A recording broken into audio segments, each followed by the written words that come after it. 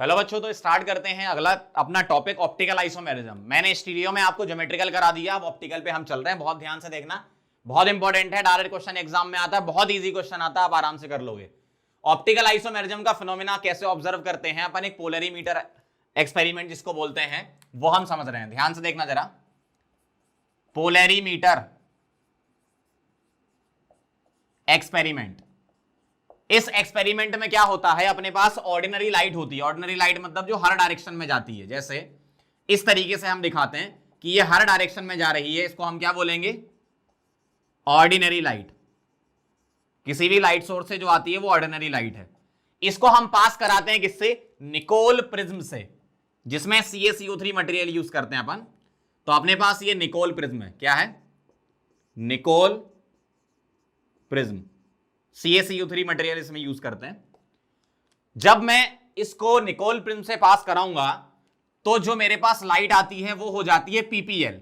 PPL मतलब plane polarised light, जिसके rotation किसी एक डायरेक्शन में होंगे, हॉरिजॉन्टल या वर्टिकल, है ना।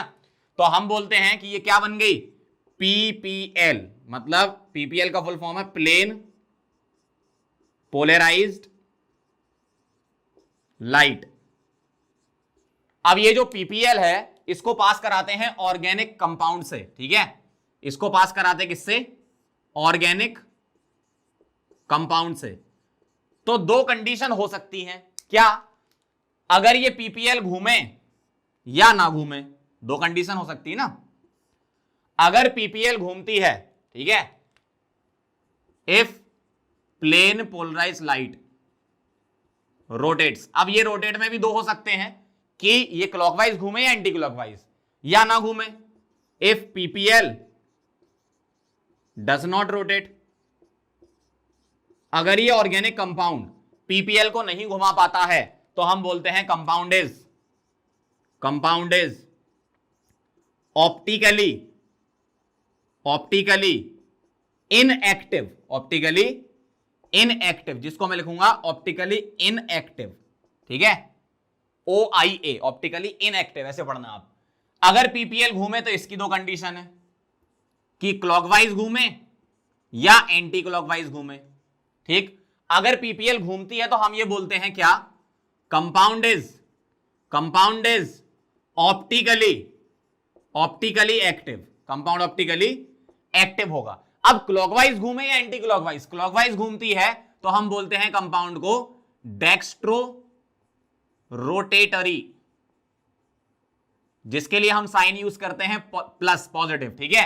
या हम स्मॉल डी भी लिखते हैं। ध्यान रखना, स्मॉल डी अलग चीज होती है, कैपिटल डी अलग होता है। तो स्मॉल डी लिखते हैं यहां पर, प्लस या स्मॉल डी। एंटी क्लॉकवाइज वाला होता है लेवो रोटेटरी कंपाउंड, ठीक है, जिसको हम लिखते हैं माइनस या फिर स्मॉल एल, इस तरीके से। तो क्या एक्सपेरिमेंट है, फिर से समझ लो एक बार, बहुत सिंपल सी चीज है। ऑर्डिनरी लाइट को निकोल प्रिज्म से पास कराओ, PPL बनेगी। अगर ये ऑर्गेनिक कंपाउंड इस PPL को घुमाता है तो ऑप्टिकली एक्टिव, नहीं घुमाता है तो इनएक्टिव। अगर घुमाता है तो किधर घुमाता है, क्लॉकवाइज घुमाता है तो डेक्स्ट्रो रोटेटरी, और एंटी क्लॉकवाइज घुमाता है तो लेवो रोटेटरी बोलते हैं। डेक्स्ट्रो को प्लस या स्मॉल डी, लेवो को माइनस या स्मॉल एल लिखते हैं, ठीक है। फटाफट से इसको नोट करो। अब हम वो कंडीशन लिखने जा रहे हैं जिसमें आपको कंपाउंड को बताना है कि ऑप्टिकली एक्टिव है कि इनएक्टिव है। देखो, कुछ कंडीशन बना दी गई है कि अगर ऐसी कंडीशन होती है तो कंपाउंड एक्टिव है, ऐसी होती तो इनएक्टिव है। बार बार एक्सपेरिमेंट नहीं करना पड़ेगा, आप कंपाउंड देख के सीधा बता सकते हो कि कंपाउंड ऑप्टिकली एक्टिव होगा या इनएक्टिव होगा, ठीक है। फटाफट से ये नोट करो। चलो, अब हम वो कंडीशन लिखने वाले हैं जब आपको पता चलेगा कि ऑप्टिकल आइसोमेरिज्म एग्जीबिशन हो रहा है या नहीं हो रहा है। इस टाइप के क्वेश्चन एग्जाम में आते भी हैं। ध्यान से देखना जरा, दो चीजें होती हैं जिससे हम डिसाइड करते हैं। एक होता है POS और एक होता है COS। POS को बोलते हैं प्लेन ऑफ सिमेट्री, और COS को बोलते हैं सेंटर ऑफ सिमेट्री। क्या बोलते हैं, सेंटर ऑफ सिमेट्री, ठीक है। अब अगर किसी कंपाउंड में प्लेन ऑफ सिमेट्री है, सेंटर ऑफ सिमेट्री नहीं है, तो ऑप्टिकली इनएक्टिव, OIA का मतलब ऑप्टिकली इनएक्टिव, ठीक है। अगर POS है, COS है, तब भी ऑप्टिकली इनएक्टिव।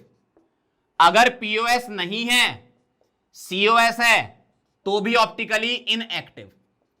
अगर POS नहीं है, COS नहीं है, तो ऑप्टिकली एक्टिव। मतलब सिर्फ एक ही कंडीशन ऐसी है जिसमें ऑप्टिकली एक्टिव मिलेगा, प्लेन ऑफ सिमेट्री नहीं होनी चाहिए और सेंटर ऑफ सिमेट्री नहीं होनी चाहिए। सही बात है, चलो ठीक है।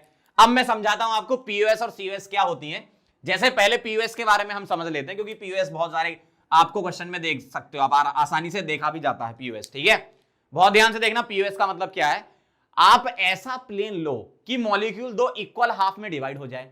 ऐसा प्लेन जिससे मॉलिक्यूल दो इक्वल हाफ में डिवाइड होता है उसको पीओएस बोलते हैं। जैसे अगर मेरे पास, सपोज मैं अल्फाबेट से समझा दूं, मेरे पास ए है, बताओ पीओएस है क्या, प्लेन ऑफ सिमेट्री है क्या? बिल्कुल है। अगर मैं इस प्लेन के अलोंग काट दूं ऐसे, अगर मैं ये प्लेन से काट दूं तो मॉलिक्यूल दो इक्वल पार्ट में डिवाइड हो जाएगा। सही बात है। अगर मान लो मेरे पास लिखा है बी, ठीक है, इस तरीके से और भी लिख लेते हैं, B C D E F G, इतने में आप समझ जाओगे। ठीक है, ध्यान से देखना जरा। अगर मैं इसमें प्लेन ढूंढूं तो ये प्लेन है जिससे इक्वल पार्ट में डिवाइड हो रहा है मॉलिक्यूल, इसमें ये प्लेन है, इसमें ये प्लेन है, इसमें ये प्लेन है, इसमें प्लेन नहीं मिलेगा, इसमें तो स्ट्रांगली नहीं मिलेगा। क्यों? जी वाले में कैसे प्लेन ऑफ सिमेट्री हो सकती है ना। तो ए बी सी डी ई ये क्या है, ऑप्टिकली इनएक्टिव, और एफ और जी क्या है, ऑप्टिकली एक्टिव। ठीक है, तो यहां से मैं लिख देता हूं, यहां से लेकर यहां तक जहां पीओएस है, पीओएस है ऑप्टिकली इनएक्टिव। यहां क्या है, पीओएस नहीं है, ऑप्टिकली एक्टिव। इसमें सीओएस भी देखनी थी तो सेंटर ऑफ सिमेट्री में बता देता हूं, फिर आप उसमें भी चेक कर लेना। अभी मैंने पीओएस के अकॉर्डिंग आपको बता दिया। अब देखना जरा सीओएस। सीओएस कैसे चेक करेंगे, ध्यान से देखना। अगर मेरे पास ऐसा लिखा है, ध्यान से देखना, बहुत ध्यान से, अगर मेरे पास ऐसा कोई मॉलिक्यूल लिखा है, यहां मैंने लगाया CH3, यहां लगाया CH3, यहां H और यहां H। ठीक है, मुझे बताना है इसमें सेंटर ऑफ सिमेट्री है क्या। सेंटर ऑफ सिमेट्री ऐसा पॉइंट होता है जिससे डायगोनली अपोजिट लाइन खींचो, डायगोनली अपोजिट लाइन खींचो तो आपको सेम ग्रुप मिले। जैसे यहां मिथाइल तो यहां भी मिथाइल, और इधर जाओ कहां पे H और इधर क्या मिला, H, तो सेम ग्रुप मिल गया। इसका मतलब क्या हो गया, ये सेंटर ऑफ सिमेट्री। तो प्लेन ऑफ सिमेट्री और सेंटर ऑफ सिमेट्री क्या होता है, पीओएस में ऐसा प्लेन जहां मॉलिक्यूल दो इक्वल हाफ में डिवाइड होता है उसको पीओएस बोलते हैं, और सीओएस में क्या होता है, ऐसा पॉइंट जिससे डायगोनली अपोजिट लाइन खींचो तो आपको सेम ग्रुप मिले। और यहां पर भी जैसे रिंग है ना ये, तो यहां CH2 है तो यहां भी CH2 होना चाहिए, तभी हम सेंटर ऑफ सिमेट्री बोलेंगे।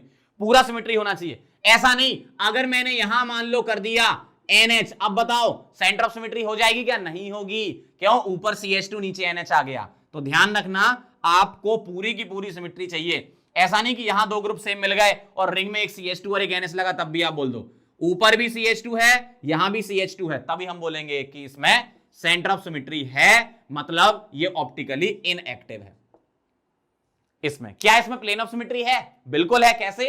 अगर मैं इसी प्लेन के अलोंग काट दूं, क्योंकि रिंग तो आपकी ऐसी है, रिंग ये जो है वो ऐसी है, तो अगर मैं यही प्लेन ले लूं, कौन सा, CH3H और CH3H वाला, ऐसे काट दूं तो मॉलिक्यूल तो इक्वल हाफ में डिवाइड हो जाएगा। और ध्यान रखना, प्लेन ऑफ सिमेट्री लेते टाइम प्लेन वाले जो एटम या मॉलिक्यूल हैं वो डिस्कार्ड हो जाते हैं। उसके अलावा आप चेक कर लो, जैसे अगर मैंने ये प्लेन लिया तो CH3H तो आपने प्लेन में ही मान लिए, अब ये CH2 अलग हो गया और ये अलग हो गया, मतलब दो इक्वल हाफ हो गए। इसका मतलब इसमें पीओएस भी थी। इस तरीके से आपको चेक करना है, समझ गए बात को, पीओएस सीओएस। एक क्वेश्चन और देखते हैं, देखो जरा ध्यान से। अगर मैं आपसे बोलूं CH3, ध्यान से देखना, CH3 और एक काम करता हूं, ऐसा बना देता हूं, NH, यहां NH, MET, HH, बताओ जरा ये ऑप्टिकली एक्टिव है कि इनएक्टिव है। अब मैंने आपको दोनों चीजें सिखा दी, अब आप दोनों लगाना। चलो मैं इसमें सेंटर ऑफ सिमेट्री देखूं, कभी भी तुम्हारे पास इवन नंबर वाली रिंग आ जाए ना, 2 4 6 8 वाली, तो उसमें एक बार चेक कर लेना, क्योंकि 2 की तो रिंग होती नहीं ना, 4 से शुरू करो, है ना, 4 6 8 वाली, या 3 से भी कर सकते हो, लेकिन 3 वाली में कभी सिमेट्री आएगी नहीं, सेंटर वाली। ठीक है, तो सेंटर ऑफ सिमेट्री जब भी सोचना हो तो ये अगर रिंग है तो ये देखना कहीं 4 मेंबर 6 मेंबर ऐसी रिंग तो नहीं है। ठीक है, तो अगर मेरे पास ये सेंटर ऑफ सिमेट्री होता सपोज, तो मुझे यहां पर क्या मिल रहा, मिथाइल, यहां क्या मिल रहा, इथाइल। इसका मतलब ये सेंटर ऑफ सिमेट्री नहीं है। क्यों? ये दोनों ग्रुप क्या हो गए, डिफरेंट हो गए, मतलब इसमें COS नहीं है, लेकिन इसमें POS है। क्यों है? MEHET और H, ये प्लेन काट दो तो NH NH क्या हो जाएंगे, इक्वल पार्ट में डिवाइड हो जाएंगे, ऊपर से डाल दो प्लेन नीचे की तरफ, इसका मतलब ये ऑप्टिकली इनएक्टिव हो जाएगा। समझ गए? COS और POS कैसे चेक करना है, आपको सबसे पहले कोई भी कंपाउंड लिखाओ, POS चेक करो, अगर POS नहीं मिल रही तो COS चेक करो। COS कैसे चेक करोगे? सेंटर पर ऐसा पॉइंट जिससे आप डायगोनली अपोजिट जाओ तो आपको क्या मिले? सेम ग्रुप मिले, ठीक है, उसको अपन बोलते हैं COS। फटाफट से इसको नोट करो, अब हम इसके क्वेश्चन भी करेंगे, ऑप्टिकली एक्टिव और इनएक्टिव वाले, ठीक है, नोट कर लो इसको। चलो आगे बढ़ते हैं, कुछ क्वेश्चन देख लो, ऑप्टिकल आइसोमेरिज्म एग्जिबिट करेगा कि नहीं करेगा, बहुत सिंपल सा है। सबसे पहले आप POS चेक करो, क्या चेक करो? POS, ठीक है, ध्यान से देखो, क्या इसमें POS है? इसमें प्लेन ऑफ सिमेट्री है क्या? बिल्कुल है। देखो अगर मैं ये प्लेन ले लूं, ये वाला, ध्यान से देखना, ये तो मॉलिक्यूल ये और ये इक्वल हाफ में डिवाइड हो गया, इसका मतलब इसमें POS है। अगर POS है तो COS चेक करने की जरूरत नहीं, सीधा ऑप्टिकली इनएक्टिव लिख दो, सही ना, क्योंकि जब दोनों नहीं होते तब एक्टिव होता है। अगर इसमें POS नहीं होती तो हम COS पर जाते, ठीक है। चलो अगला देखो, क्या इसमें प्लेन ऑफ सिमेट्री है? अगर मैं ये प्लेन लूं तो इक्वल पार्ट में डिवाइड नहीं हो रहा है, क्यों? यहां Me यहां H है, और ऐसा प्लेन नहीं ले सकता, क्यों? ऊपर CH2 आता, अगर मैं इसके अलोंग काटता हूं तो इसका मतलब इसमें POS नहीं है। अगर POS नहीं है तो अब चेक करो क्या COS है? सेंटर पर ऐसा पॉइंट जिससे डायगोनली अपोजिट ग्रुप मिले। तो अगर आप बोलते हो कि सर मैं ये सेंटर मानता हूं, ये तो इससे मुझे ग्रुप अपोजिट मिल रहे हैं, बात अच्छी है, लेकिन यहां ऊपर CH2 आ गया ना, नीचे इसका अपोजिट थोड़ी है, तो सिमेट्री तो आएगी नहीं, इसका मतलब इसमें COS भी नहीं है, तो ये ऑप्टिकली एक्टिव हो जाएगा, समझ गए। अगला देखो जरा, इस टाइप का फॉर्मूला लिखते हैं तो इसको बोलते हैं फिशर प्रोजेक्शन फॉर्मूला। क्या बोलते हैं इसको? पता ही आप लोगों को, Fisher projection formula. Fisher projection formula इनका नाम है, ठीक है। तो इसमें कैसे चेक करना है आपको? वही प्लेन ऑफ सिमेट्री देखो मिल रही है क्या? अगर मैं ये प्लेन लेता हूं, ये तो अगर मैं ये प्लेन लेता हूं तो मॉलिक्यूल तो इक्वल पार्ट में डिवाइड हो गया, तो POS मिल गई, COS चेक नहीं करना, कोई एक मिल गई, POS मिल गई, मतलब ऑप्टिकली इन एक्टिव। समझ रहे हो बात को? समझते जाओ। इसमें देखो आप, कहीं से प्लेन मिल रहा है क्या? ये काटो तो CH3ET अलग अलग हो गया, और अगर ये काटो तो HOH अलग हो गया, सेंटर पे जाओ तो भी ग्रुप सेम नहीं मिल रहा, मतलब ना तो इसमें POS है और ना ही इसमें COS है, तो ऑप्टिकली एक्टिव हो जाएगा ये। समझते जाना बात को बहुत धीमे धीमे। चलो अगला देखना, इसमें POS है क्या? अगर मैं ये प्लेन लेता हूं, ये वाला, तो इस प्लेन में आने वाले Me और Me सेम प्लेन में आ गए, तो उसके बारे में अब सोचना नहीं, बस ये देख लो, यहां CH2 तो यहां CH2, तो मतलब दो इक्वल हाफ डिवाइड हो गए, मतलब इसमें POS मिल गया। POS मिल गया तो COS सोचना नहीं है, ऑप्टिकली इनएक्टिव आ गया, ठीक है, बहुत सिंपल सा है। लेकिन मान लो अगर पूछते क्या इसमें COS है, तो आप बोलते यस, क्यों? सेंटर पे खड़े हो जाओगे तो इधर जो Me लगा है वो अपोजिट है, मतलब अबव द प्लेन है, और इधर Me बिलो द प्लेन है, तो COS भी इसमें थी, लेकिन हम चेक नहीं करेंगे, क्यों? POS से ही आंसर आ जाएगा, तो हम क्यों टाइम वेस्ट करें? एग्जाम में तो टाइम बचाना ना आपको बहुत सारा, ठीक है। फटाफट से इसको नोट करो, फिर आगे बढ़ते हैं। चलो आगे बढ़ते हैं, आप कुछ इंपॉर्टेंट पॉइंट डिस्कस कर लेते हैं। अभी तक हमने क्या समझ लिया? ऑप्टिकल आइसोमेरिज्म के फिनोमेना का पोलरिमीटर एक्सपेरिमेंट, और ऑप्टिकल आइसोमेरिज्म एग्जिबिट करेगा या नहीं करेगा, यहां तक हम पहुंच चुके हैं। अब कुछ इंपॉर्टेंट टर्म होते हैं उसके बारे में डिस्कस कर लेते हैं। कायरल सेंटर क्या होता है? पहली बात तो कायरल सेंटर की सिंपल सी डेफिनेशन लिखेंगे, क्या? sp3 atom attached with 4 different groups. sp3 atom होना चाहिए और 4 ग्रुप क्या होने चाहिए? डिफरेंट। अब इसमें क्या क्या हो सकते हैं? जैसे कायरल सेंटर में ऐसा कार्बन भी हो सकता है, कार्बन से शुरू कर रहे हैं, ठीक है, ऐसा कार्बन जिसके चारों ग्रुप क्या हो? डिफरेंट हो। यहां R1 लगा दिया, यहां R2, यहां R3 और यहां R4, और इस कार्बन को हम स्टार लगा रहे हैं, मतलब क्या बोल रहे हैं? कायरल सेंटर, मतलब कायरल कार्बन भी हम इसको बोल देंगे, ठीक है। तो 1 2 3 4 सिग्मा, मतलब sp3 है, और 4 ग्रुप डिफरेंट लगा रखे हैं। कायरल कार्बन के अलावा कायरल नाइट्रोजन भी हो सकता है, कैसे? ऐसे R1 R2 R3 R4, और यहां पॉजिटिव, नाइट्रोजन 4 बॉन्ड बनाता है तो पॉजिटिव आता है, तो चारों ग्रुप डिफरेंट, sp3 है। कायरल नाइट्रोजन के अलावा कायरल फास्फोरस भी हो सकता है, R1 R2 R3 R4, यहां प्लस। कायरल फास्फोरस की जगह कायरल ऑक्सीजन भी हो सकता है, क्या? H एक लोन पेयर हो, प्लस हो, R1 हो और R2 हो, तो ये कायरल ऑक्सीजन हो जाएगा। कायरल सल्फर भी हो सकता है, S डबल बॉन्ड हो, यहां R1 यहां R2 और यहां लोन पेयर हो, तो भी sp3 के साथ क्या है? 4 ग्रुप डिफरेंट लगे हैं, तो ये कायरल सल्फर हो गया। बताओ जरा, क्या ये कायरल होगा? R1 S डबल बॉन्ड हो, R2 डबल बॉन्ड हो, ये कायरल सल्फर नहीं होगा। लेकिन अगर मैं ऐसा कर दूं, यहां 16 और यहां 18, तो अब ये 2 ग्रुप डिफरेंट मान लेंगे, sp3 के साथ कायरल सल्फर हो गया। तो क्या क्या हो सकता है कायरल सेंटर में? Chiral carbon, nitrogen, phosphorus, oxygen, sulphur, ये सब हो सकते हैं कायरल। ठीक है, अब मैं एग्जांपल लिख रहा हूं, बताना आप, है ना। क्वेश्चन बना के लिख देता हूं कि कायरल नाइट्रोजन इज प्रेजेंट, या ऐसे लिख लो कायरल, फाइंड कीजिए कायरल नाइट्रोजन इज प्रेजेंट और नॉट। ठीक है, कायरल नाइट्रोजन प्रेजेंट है कि नहीं है ये बताना आपको। ठीक है, चेक क्या करना है, sp3 हाइब्रिडाइजेशन के साथ क्या, चारों ग्रुप डिफरेंट, ध्यान से देखना जरा, मैं लिख रहा हूं PHC डबल बॉन्ड हो NHCH3, क्या ये नाइट्रोजन कायरल है? नहीं है। क्यों?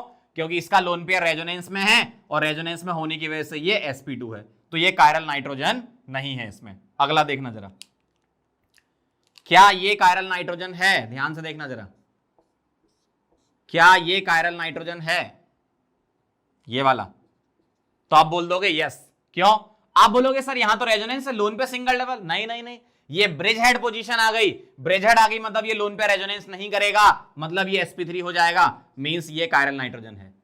तो कैसे चेक करना है आप समझ गए, चार ग्रुप डिफरेंट होने चाहिए और हाइब्रिडाइजेशन sp3 होना चाहिए, तभी हम उसको कायरल सेंटर बोलेंगे। ठीक है, फटाफट से नोट करो फिर आगे बढ़ते हैं। चलो आगे बढ़ते, सेकंड पॉइंट है कायरल कार्बन। कायरल कार्बन क्या होगा, sp3 carbon, sp3 carbon attached with 4 different groups, 4 different groups. अभी पीछे भी अपन ने लिया था एक एग्जांपल कायरल कार्बन का, अब यहां पर अपन थोड़ा सा और इसको एक्सप्लोर करेंगे। क्या, कायरल कार्बन में जैसे कार्बन हो और उसके चारों ग्रुप क्या हो, डिफरेंट हो, R1 R2 R3 R4, तो हम इसको क्या बोलने लगेंगे, कायरल कार्बन। अब मान लो अगर आपसे पूछा जाए कार्बोकेटायन C पर प्लस है, यहां R1 है, यहां R2 है, यहां R3 है, तो ये कायरल कार्बन नहीं होगा। क्यों? ये sp2 है तो ये कायरल कार्बन नहीं होगा। ध्यान रखना, अगर मेरे पास कार्बेनाइन लिखा है C नेगेटिव, यहां R1, यहां R2, यहां R3 और एक क्या है इसके पास, लोन पेयर, तो हम बोल देंगे यस ये कायरल कार्बन है। लेकिन अगर यही कार्बन रेजोनेंस करने लगे तो अब तो ये sp2 हो जाएगा ना कार्बेनाइन। देखो जरा, अगर मैं ऐसा लिखता हूं, ध्यान से देखना जरा, तो ये लोन पेयर यहां पर रेजोनेंस करेगा तो अब इसका हाइब्रिडाइजेशन sp2 हो जाएगा, तो ये कायरल फिर नहीं रहेगा। तो कार्बोकेटाइन कायरल नहीं होता, जो कार्बेनाइन है अगर वो रेजोनेंस कर रहा है तो ये कायरल नहीं होगा, नॉर्मल लोकलाइज लोन पेयर है तो कायरल होगा, और अगर कार्बन के पास 4 बॉन्ड है, चारों ग्रुप डिफरेंट, तो कायरल होगा। ठीक है, तो ये कायरल कार्बन हो गया।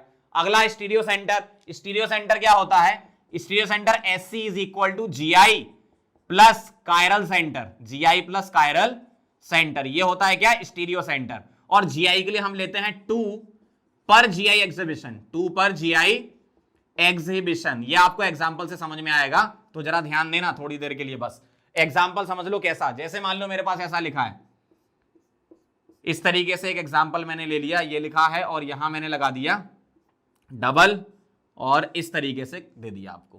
ठीक, अब आपको इसमें सारी चीजें बतानी है। क्या, आप मुझे कायरल सेंटर बताओ, कायरल कार्बन बताओ और स्टीरियो सेंटर बताओ, सारी चीजें बताओ। ठीक है, अब ध्यान से देखना जरा, क्वेश्चन के फॉर्म में लिख दिया मैंने।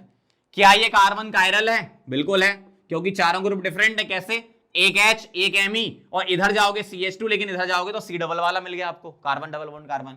इसका मतलब ये कायरल सेंटर है, ये भी कायरल सेंटर है। ठीक है, इधर कहीं ये कायरल सेंटर है क्या? नहीं, sp2 है, और कहीं नहीं है, तो कायरल सेंटर 2। क्या ये दोनों कार्बन है? यस, तो कायरल कार्बन 2। स्टीरियो सेंटर कितने?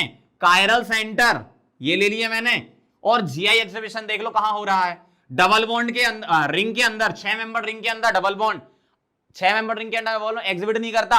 मिनिमम साइक्लोअल्कीन जो होती है वो 8 मेंबर की होती है, Gi में बताया था मैंने, तो ये Gi एग्जिबिशन नहीं करेगा, लेकिन ये वाला तो करेगा, और ये करेगा, तो कौन सा सेंटर लोगे? सेंटर कैसे डिसाइड करेंगे? हम दोनों ही ले लेंगे, ये भी और ये भी। इसका मतलब कितने काउंट करेंगे? 2, तो 2 + 2 कितना हो गया? 4। समझ गया बात को कैसे चेक करना है? एक क्वेश्चन और बता दो, चलो फटाफट से इस टॉपिक को खत्म ही करते हैं। ध्यान से देखना जरा, ऐसा लिखा है,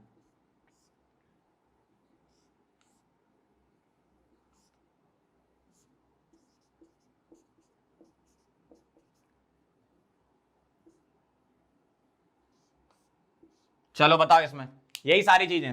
कायरल सेंटर मतलब C सेंटर बताना है, कायरल कार्बन बताना है, और स्टीरियो सेंटर बताना है। ठीक है, फटाफट से बताओ जरा, कायरल सेंटर कितने हैं? ये कायरल कार्बन है क्या? नहीं, sp2 sp2, एक ये है एक ये है, और कहीं दिख रहा है क्या? नहीं दिख रहा। तो कायरल सेंटर 2 और ये दोनों के दोनों कार्बन है। स्टीरियो सेंटर कितने हैं? ये जीआई एग्जिबिट कर रहा है, डबल बॉन्ड 5 के अंदर करता नहीं है, इधर जीआई एग्जिबिशन हो रहा है, 2 ये हो गए, और इधर जीआई एग्जिबिशन हो रहा है, 2 ये हो गए। ठीक है, तो 2 + 2 + 2 कितने हो गए? 6, और प्लस कायरल सेंटर 2, मतलब टोटल कितना हो गया? 8। फिर समझ लो, इधर जीआई एग्जिबिशन हो रहा था, क्यों? CS डबल बॉन्ड NH में जीआई एग्जिबिशन होगा, इधर जो है वो डाई सब्स्टिट्यूटेड की वजह से जीआई एग्जिबिशन हो रहा है, और यहां डबल बॉन्ड एल्कीन की वजह से जीआई एग्जिबिशन हो रहा है। तो 2 + 2 + 2 6 तो हो गए जीआई वाले, और 2 कायरल सेंटर, तो टोटल 8 स्टीरियो सेंटर हो गए। समझ गए बात को? फटाफट से नोट करो, फिर आगे बढ़ते हैं। चलो आगे बढ़ते हैं, थोड़ी सी और प्रैक्टिस कर लेते हैं, 1-2 क्वेश्चन से और क्लियर समझ में आ जाएगा आपको। ध्यान से देखना, जरा वही बताना है, सी सेंटर, सी कार्बन और SC स्टीरियो सेंटर। ध्यान से देखना, एक ये कायरल सेंटर, ठीक है, और एक ये कायरल सेंटर। तो कायरल सेंटर कितने हो गए? क्यों? इसका जो लोन पेयर है वो रेजोनेंस में नहीं है, तो सी सेंटर 2 हो गए। इन दोनों में से कार्बन कितने हैं? एक ही है, तो सी कार्बन 1 हो गए। स्टीरियो सेंटर एक ही है, एक ही है, 2 कायरल सेंटर हो गए, मतलब ये तो यहीं लिखे हैं। क्या कहीं जीआई एग्जिबिशन हो रहा है क्या? नहीं हो रहा है, तो 0 हो गए जीआई वाले और 2 सी सेंटर वाले, तो टोटल 2 हो गए। ऐसे चेक करना है। अगला देखना जरा, एक ये कायरल सेंटर, क्यों? इसके पास लोन पेयर होगा, रेजोनेंस में नहीं, sp3 है। एक ये कायरल सेंटर, एक ये कायरल सेंटर, और इसके पास भी एक लोन पेयर होगा, sp3 है, एक ये कायरल सेंटर। तो सी सेंटर कितने? 4। इनमें से कार्बन कितने हैं? 2। ये तो नाइट्रोजन सल्फर है, कार्बन हो गए 2। स्टीरियो सेंटर कितने? जीआई एग्जिबिशन कहां पर हो रहा है?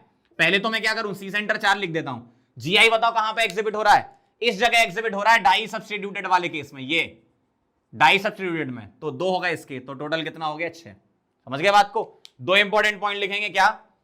All stereo centre are chiral centre. क्या ये बात सही है? नहीं, गलत है।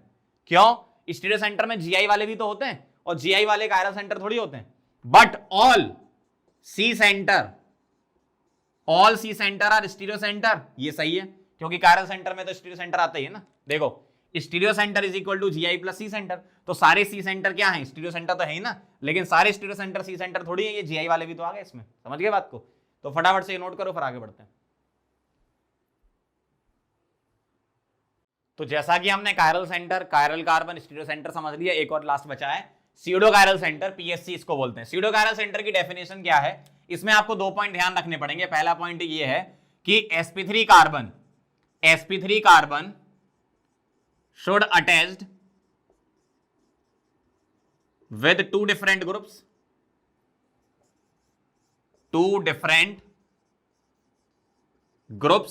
और point number 2, other two groups are identical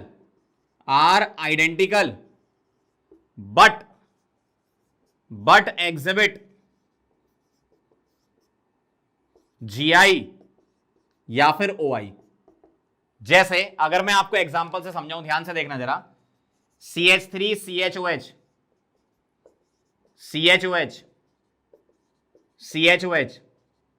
CH3, ठीक है। अब ध्यान से देखो जरा, इसको मैं बोलूंगा क्या? कायरल सेंटर, मतलब कायरल कार्बन, इसको भी कायरल सेंटर बोलूंगा, लेकिन ये वाला हो जाएगा डबल स्टार मतलब स्यूडो, सिंगल स्टार मतलब कायरल। ये स्यूडो कैसे? H और OH डिफरेंट, मतलब ये वाली कंडीशन पास, sp3 है ही, 4 सिग्मा है। दूसरी कंडीशन देखो, अदर 2 ग्रुप्स आर आइडेंटिकल, तो एक ये ग्रुप हो गया और एक ये ग्रुप हो गया, ये आइडेंटिकल है और इसमें कायरल सेंटर है, मतलब OI एग्जिबिट करेगा। इसका मतलब ये हो जाएगा स्यूडो कायरल सेंटर। इसी तरीके से एक और एग्जांपल देखना जरा ध्यान से आप, CH3 CH double bond CH single bond CHOH single bond CH double bond CH CH3, ध्यान से देखते जाना, ठीक है, बहुत ध्यान से। मैं इसको बोलूंगा स्यूडो कायरल सेंटर, क्यों? ये वाला और ये वाला आइडेंटिकल है और जीआई एग्जिबिट कर रहा है, भाई इसमें सिस्ट्रांस होगा ना, जीआई इसमें भी सिस्ट्रांस होगा, जीआई एग्जिबिट करेगा, और यहां दोनों ग्रुप डिफरेंट है और sp3 है। इस तरीके से चेक करना है। कुछ एग्जांपल में देख लो जरा फटाफट से। पीएससी इज प्रेजेंट और नॉट, बताओ जरा। ये कायरल है, सही है, ये कायरल है, सही है, ये कायरल है और ये कायरल है। कोई भी डबल स्टार वाला नहीं है, मतलब कोई भी स्यूडो कायरल नहीं है। क्यों? आपको बाकी ग्रुप आइडेंटिकल नहीं मिलेंगे। जैसे अगर इसके लिए बात करूं, HOH डिफरेंट है और यहां CH3 और यहां पूरा बड़ा सा ग्रुप हो गया, तो सेम कहीं आ ही नहीं रहे। आप हर जगह चेक कर लो, कभी भी आपको 2 ग्रुप आइडेंटिकल नहीं मिलेंगे, ठीक है। यहां देखना जरा ध्यान से, ये वाला कायरल, ये वाला कायरल और ये वाला सीडो कायरल। क्यों? इसके लिए ये वाला और ये वाला ग्रुप क्या हो गया? सेम, और इनमें कायरल कार्बन है, मतलब ऑप्टिकल आइसोमरिज्म एग्जिबिट कर रहा है। ऐसा है। ये वाला बताओ जरा, क्या मैं इसको पीएससी बोलूंगा? नहीं बोलूंगा। क्यों? ये दोनों ग्रुप आइडेंटिकल हो गए, तो इसमें पीएससी तो क्या, कायरल सेंटर ही नहीं है। क्यों? ये दो ग्रुप आइडेंटिकल हो गए, तो नो पीएससी और नो कायरल सेंटर। ठीक है, कायरल सेंटर ही नहीं है, क्योंकि ये जीआई एग्जिबिट कर ही नहीं रहा। क्यों नहीं कर रहा? यहां पर 2 H लगे हैं, यहां भी 2 H लगे, तो जीआई एग्जिबिशन होगा ही नहीं। तो इसमें सीडो कायरल सेंटर भी नहीं है और कायरल सेंटर भी नहीं है। समझ गया पीएससी के बारे में? फटाफट से नोट करो, फिर आगे बढ़ते हैं। चलो आगे बढ़ते हैं अगले पार्ट पर। हमारे आरएस कॉन्फ़िगरेशन या एब्सोल्यूट कॉन्फ़िगरेशन होता है। आरएस में आर का मतलब होता है रेक्टस। आर मतलब क्या है? रेक्टस, मतलब क्लॉकवाइज, और एस मतलब sinister means anti clockwise. Clockwise और एंटी क्लॉकवाइज, ये दो कंपाउंड में रिलेशन पता करने के लिए निकालते हैं अपन। रिलेशन का मतलब आइडेंटिकल, एनेंटियोमर, डायस्टोमर, ये सब बताने के लिए करते हैं। पहले सीख लो आरएस क्या होता है, फिर एप्लीकेशन तो मैं सिखाई दूंगा, आपको तो पता ही है। इन फिशर प्रोजेक्शन फॉर्मूले में मैं चल रहा हूं, ध्यान से देखना जरा। हमें क्या लगाना है यहां पर? सीआईपी रूल अप्लाई करने। क्या करने? सीआईपी रूल अप्लाई करने। और फिशर प्रोजेक्शन फॉर्मूले में क्या होता है? ऐसा होता है, ये पोजीशन होती है वर्टिकल पोजीशन और ये पोजीशन होती है हॉरिजॉन्टल पोजीशन। ठीक है, इसमें आपको क्या ध्यान रखना है?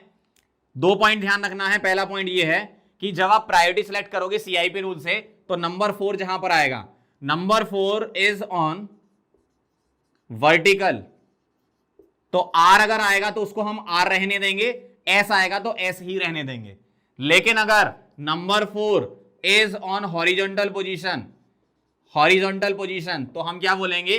आर का आंसर पलट के एस कर देंगे और एस का आंसर पलट के आर कर देंगे, मतलब फाइनल अपने ये हो जाएंगे। कैसे अप्लाई करना वो देख लो जरा। मैं आपको पहले एक कायरल कार्बन में सिखा देता हूं, फिर 2 में सीख लेंगे। मैंने मतलब मिनिमम 1 और मैक्सिमम 2 तक ही चलना अपने को, 2 कायरल कार्बन तक ही सिलेबस में। ध्यान से देखना जरा।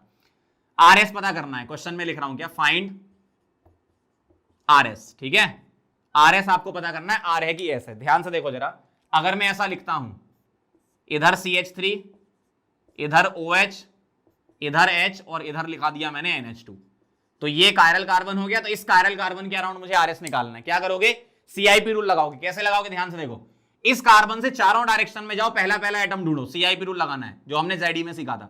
OCNH, बताओ एटॉमिक नंबर किसका ज्यादा? O का ज्यादा, फिर N का, फिर C का, फिर H का। तो ये कुछ ऐसा हो गया 1 2 3 4, 1 से 2, 2 से 3, 3 से 4, शॉर्टेस्ट पाथ पे जाना है। 1 से 2, 2 से 3 ऐसे चलना है। पहले 1 से 2 देखो, 1 से 2 जाओगे तो शॉर्टेस्ट पाथ यही मिलेगा। तो ये जा रहे हो, उसका मतलब कैसे जा रहे हो? क्लॉकवाइज। क्लॉकवाइज का मतलब क्या हो जाएगा? आर। लेकिन ये वाला पॉइंट ध्यान रखो, अगर 4 वाला तुम्हारा हॉरिजॉन्टल पर है ये, तो ये जो आंसर है ये स्विच होकर क्या हो जाएगा? एस। तो फाइनल आंसर इसका क्या आएगा? एस। एक एग्जांपल और समझ लो, अगर मेरे पास ऐसा लिखा है, यहां लगाया मैंने CH2 CH3, यहां लगाया मैंने CH3, यहां लगा दिया मैंने सपोज D और यहां लगा दिया H। ठीक है, अब बताओ इस कायरल कार्बन का कॉन्फ़िगरेशन क्या होगा? ध्यान से देखना जरा, कार्बन कार्बन D और H।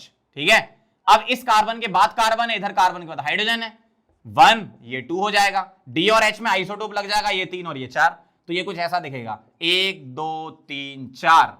शॉर्टेस्ट पाथ जाओगे ऐसा, तो क्लॉकवाइज आ रहा है, मतलब आर आ रहा है। अब देखो 4 वाला कहां पर है? 4 वाला वर्टिकल पे, मतलब जो आंसर था वो बिल्कुल सही है, आपको स्विच नहीं करना है। समझ गए बात को? इस तरीके से आप अप्लाई करोगे आरएस। ये मैंने किस में सिखाया आपको? एक कायरल कार्बन में सिखाया। अब मैं आपको 2 कायरल कार्बन का एग्जांपल दे रहा हूं, ध्यान से देखना जरा। अगर मेरे पास ऐसा लिखा है, ध्यान से बिल्कुल, CH3 H, यहां Br, यहां H, यहां Cl और यहां लगा दिया मैंने CH3। ठीक है, अब ध्यान से देखना जरा, इस वाले कार्बन का निकालना है मुझे। ठीक है, चलो यहां से Br C H और यहां C, मतलब Br1 और H4 हो जाएगा, बिल्कुल सही। अब इधर C के बाद Cl और इधर ऊपर C के बाद H, तो ये 3 और ये 4 हो जाएगा, सॉरी ये 2 हो जाएगा और ये 3, 1 4 तो दे चुके ना, ये 2 हो जाएगा और ये 3 हो जाएगा, 1 और 4 पहले हो चुका था। तो ये कुछ ऐसा हो गया, कैसा? 1 2 3 4, कैसे जाओगे? ऐसे आर आएगा, लेकिन 4 वाला कहां है? हॉरिजॉन्टल पर है, तो आर को स्विच करके एस कर दोगे, मतलब इसका कॉन्फ़िगरेशन ऐसा आएगा। समझ गए? अगला देखना जरा, नीचे वाले का। इस वाले से चलो, यहां चले Cl1, ऊपर गए कार्बन, नीचे गए कार्बन। अच्छा ये तो 4 हो गया, तो ऊपर गए कार्बन के बाद Br, नीचे कार्बन के बाद H, ये 3 और ये वाला 4, सॉरी ये वाला 2, 1 और 4 तो दे चुके ना, और ये वाला 3, 1 4 पहले हो चुका, ऊपर 2 नीचे 3, देखना जरा 1 2 3 4 ऐसे जाओगे ऐसा आएगा, लेकिन 4 वाला कहां है हॉरिजॉन्टल पे, तो स्विच करके R, तो इस वाले का क्या हो जाएगा R। इस तरीके से आपको 2 कायरल कार्बन में पता करना है। अब हम इसी RS की हेल्प से बताएंगे कंपाउंड में एनेंटियोमर हो रहा है, डाइस्टेमर या फिर आइडेंटिकल, ठीक है। लेकिन आपको एग्जाम में 2 टाइप के क्वेश्चन पूछे जा सकते हैं, इन फिशर प्रोजेक्शन फॉर्मूला और एक सॉलिड डैश वेज वाला होता है। तो हमने RS किस में सीख लिया, फिशर में सीख लिया, एक कायरल कार्बन में सीख लिया, 2 कायरल कार्बन में सीख लिया। अब मैं डैश वेज में सिखा देता हूं, फिर अपन रिलेशन पे चलेंगे, ठीक है। फटाफट से इसको नोट करो पहले। चलो आगे बढ़ते हैं, in solid dash veg formula समझ लेते हैं बहुत ध्यान से। इसमें हम 3 पार्ट बनाएंगे। पहला क्या है, सॉलिड डैश वेज में क्या है, 2 एटम एक प्लेन में रहते हैं, एक डैश वाला बनता है और एक ऐसा सॉलिड वेज बनता है, ठीक है। अगर तुम्हारा नंबर 4 वाला डैश पर है तो R का हम R ही रखेंगे और S का S रखेंगे, मतलब नो स्विच, कोई स्विच नहीं होगा।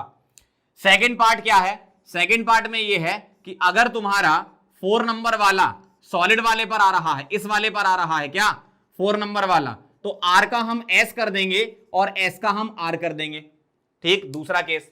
तीसरा ये आता है कि अगर तुम्हारा 4 वाला लाइन पर आ रहा है, 4 वाला लाइन पर आ, जैसे मान लो ये 1 होता, ये 2 होता, ये 3 होता और ये 4 होता, तो 4 वाला अगर लाइन पर आ रहा है तो आप कोई भी 2 एक्सचेंज लगा दो। हमेशा इवन एक्सचेंज पर आइडेंटिकल कंपाउंड रहता है, ध्यान रखना। तो अगर मुझे एक्सचेंज लगाना है तो 4 वाले को डैश पे लाऊं ताकि इस केस में कन्वर्ट कर लूं, तो जो आंसर आएगा वो सही रहेगा। तो मैं 4 वाले को एक्सचेंज कर रहा हूं इससे, किससे 3 से, तो मुझे साइमल्टेनियसली 1 और 2 को भी करना पड़ेगा। तो अब कुछ ऐसा दिखेगा, बहुत ध्यान से देखना, अब कुछ ऐसा दिखेगा आपको, ये सॉलिड और ये डैश में, ध्यान से देखो, यहां 2 आ जाएगा, यहां 1 आ जाएगा, यहां 4 आ जाएगा, यहां 3 आ जाएगा। अब जो आंसर है R का R रहेगा और S का S रहेगा। ऐसे अप्लाई करना। मैं तीनों केस के एग्जांपल फटाफट से बता देता हूं आपको, ध्यान से देखना जरा। Find RS, solid dash wedge में निकालना बता रहा हूं आपको। RS निकालना है, एक है ऐसा H, यहां OH, यहां CH3 और यहां NH2। बताओ जरा CIP रूल लगा के फटाफट से। ऑक्सीजन 1, नाइट्रोजन 2, कार्बन 3, ये 4, 1 से 2, 2 से 3, शॉर्टेस्ट पाथ ये जा रहा है, क्लॉकवाइज R, मतलब R आंसर क्यों, डैश वाला 4 पर था।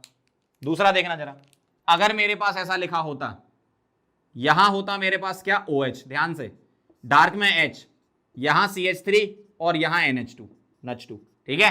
अब बताओ जरा नंबरिंग करके, ये 1, ये 2, ये 3 और ये 4, 1 से 2, 2 से 3, शॉर्टेस्ट पाथ आ रहा था, लेकिन स्विच कर देते। क्यों कर देते, सॉलिड पर 4 है ना, सॉलिड पर अगर 4 होता है तो R का S का R हो जाता है, स्विच हो जाता है।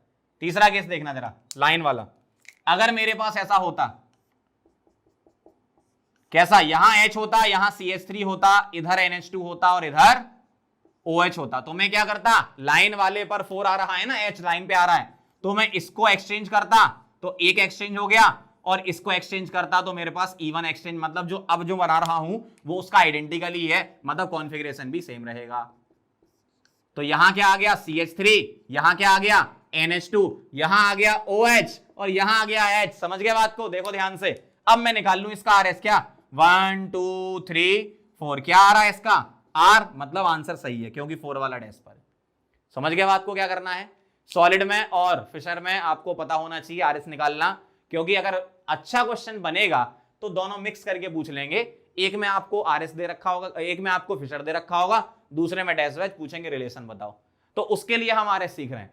अगर आपका direct Fisher to Fisher relation है तो बहुत आसान होता है, उसकी भी मैं ट्रिक बता दूंगा आपको, है ना। तो फटाफट से ये नोट करो।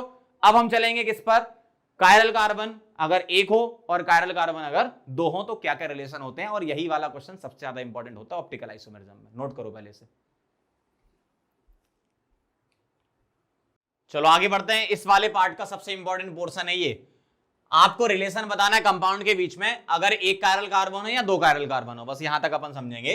तो एक कायरल कार्बन में सबसे पहली बात, सिंपल सा आपको तरीका बता रहा हूं, कभी भी आपको 2 कंपाउंड दे रखे होंगे और पूछेंगे एक कायरल कार्बन अगर है, तो पहली बात ये ध्यान रखना कि अगर 1 कायरल कार्बन है, इन 1 कायरल कार्बन वाला केस, 1 कायरल कार्बन वाला केस है तो सबसे पहली बात कंपाउंड तो ऑप्टिकली एक्टिव होगा, ये तो पक्का है। कोई भी एक कंपाउंड है उसमें एक कायरल है तो वो हमेशा ऑप्टिकली एक्टिव होता है, ये ध्यान रखना। अब अगर वन कायरल कार्बन के दो कंपाउंड दे रखे हैं और आपसे रिलेशन पूछा है तो आपका आंसर या तो आइडेंटिकल होगा या आपका आंसर एनेंटियोमर होगा। बहुत सिंपल चीज बता दी मैंने आपको, है ना।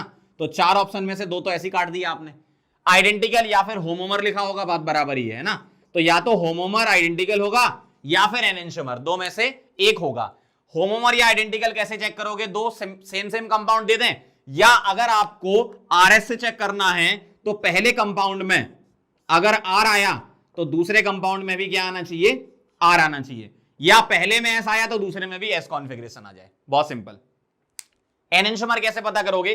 पहली बात, एनेंटियोमर क्या होते हैं? नॉन सुपर इम्पोजिबल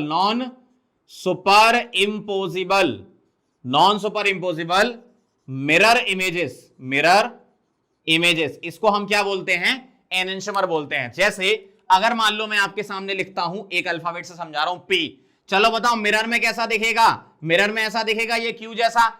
अब इस पी को उठा के इस क्यू पर रखोगे तो ऐसा दिखेगा लॉलीपॉप जैसा। इसका मतलब ये क्या हो गया? ये हो गया नॉन सुपर इम्पोजिबल। तो मैं क्या बोलूंगा? P and Q are enantiomers। P and Q are enantiomers। और एनेंटियोमर पेयर को ही हम बोलते हैं रेसमिक मिक्सचर, ध्यान रखना, ठीक। तो P प्लस Q का जो मिक्सचर होगा उसको हम क्या बोलेंगे? ठीक, mixture is called racemic mixture, RM। अगर एक D है तो दूसरा L होगा, अगर एक प्लस है तो दूसरा क्या होगा? माइनस। आप इसको L ले सकते हो तो इसको D ले लेना, फिर वो तो आपको एक्सपेरिमेंट से पता चलेगा। लेकिन ये तो पक्का है कि अगर non superimposable mirror image बन रही हो तो वो जो दो कंपाउंड का मिक्सचर होगा उसको हम RM बोलेंगे। और जो RM होता है मिक्सचर की अगर बात करें तो मिक्सचर ऑप्टिकली इनएक्टिव होता है, लेकिन इंडिविजुअल कंपाउंड ऑप्टिकली एक्टिव होते हैं। क्यों? अगर ये D वाला प्लस 50 से अगर घुमा रहा है, रोटेशन कर रहा है उसका लाइट का, PPL का, तो ये माइनस 50 से करेगा तो ओवरऑल 0 हो जाएगा। तो ये पॉइंट ध्यान रखना, क्या? RM racemic mixture is optically inactive. और इसके लिए एक वर्ड यूज करते हैं ड्यू टू एक्सटर्नल कंपनसेशन, मतलब दो अलग अलग कंपाउंड के रोटेशन की वजह से 0 आता है। एक इंटरनल कंपनसेशन मेसो कंपाउंड होता है, वो हम थोड़ी देर बाद पढ़ेंगे। तो अभी क्या बात आ गई आपकी? एक कायरल कार्बन में या तो आइडेंटिकल या एनेंटियोमर। आरएस से ये वाला ऐसे चेक करोगे, ये वाला आरएस से कैसे चेक करोगे? अगर पहले कंपाउंड में आर आया तो दूसरे कंपाउंड में आना चाहिए एस, अगर पहले कंपाउंड में एस आया तो दूसरे कंपाउंड में आना चाहिए आर। इस तरीके से आरएस से भी चेक कर सकते हो आप। अगर आपको डायरेक्ट दिख रहा है तो आप डायरेक्ट भी देख सकते हो। जैसे मैं आपको कुछ क्वेश्चन बताता हूं करके, तो आपको समझ में आ जाएगा। क्वेश्चन क्या है? Find the relation between compounds, find the relation between compounds. ठीक है, कंपाउंड के बीच में आपको रिलेशन बताना है। और एक कायरल कार्बन का केस है तो ऑप्शन आपके पास दो हैं, या तो आइडेंटिकल या एनेंटियोमर। ठीक है, बताओ जरा फटाफट से।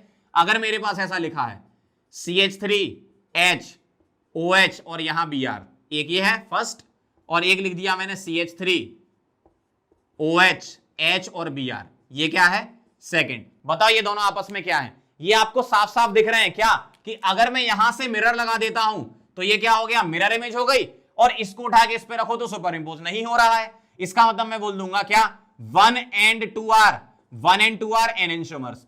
तो 1 and 2 आपस में क्या है? एनेंटियोमर है। और जो पेयर होगा उसको रेसमिक मिक्सचर बोलेंगे, जो कि ऑप्टिकली इनएक्टिव होगा। इंडिविजुअल 1 and 2 क्या है? एक्टिव है। ये तो आपको डायरेक्ट देख के पता चल गया, पहला क्वेश्चन। लेकिन कभी कभी ऐसा भी होगा कि आपको डायरेक्ट देख के पता नहीं चलेगा, तब आरएस लगाना पड़ेगा। जैसे सेकंड क्वेश्चन देखो, अगर मैं इसमें ऐसे लिख देता OH CH3, यहां H, इधर Br, और दूसरा दे देता आपको इधर Br, इधर H, इधर OH और इधर CH3, ऐसा दे देता, तो अब आप मिरर लगा लो, मिलेगा ही नहीं आपको मिरर ऐसा। भाई अगर आप मिरर लगा के देखोगे तो मिलेगा ही नहीं, डायरेक्ट देख लो सामने से। क्यों? यहां CH3 यहां OH आ गया। तो अब आप आरएस से करोगे कैसे? इस वाले कार्बन पर चेक करो आरएस, Br O C और H, Br का एटॉमिक नंबर ज्यादा, इसकी प्रायोरिटी ज्यादा, फिर ये 2, ये 3 और ये 4। कैसे जाओगे? 1 से 2, 2 से 3, ऐसे। क्या आ रहा है? S, लेकिन 4 वाला हॉरिजॉन्टल पे तो क्या कर दोगे यार? इसी तरीके से ये वाला निकालो फटाफट से। क्या?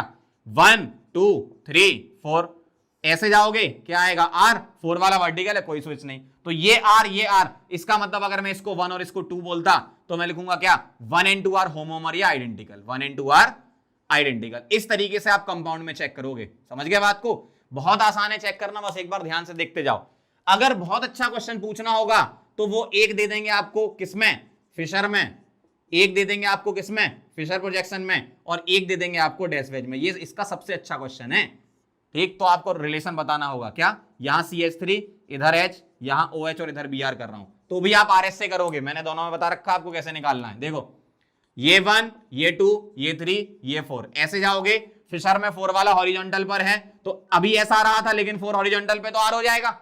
इस वाले में देखना जरा, ये 1, ये 2, ये 3, ये 4, ऐसे जाओगे क्या आएगा, ऐसा आएगा। 4 वाला डैश पर है तो स्विच नहीं करते, इसका R इसका S, तो मैं क्या बोलूंगा, ये 1 और ये 2, तो 1 and 2 R, 1 and 2 R क्या एनेंशियोमर्स, तो 1 and 2 क्या हो गए, एनेंशियोमर हो गए। तो समझ गए बात को, क्या करना है आपको।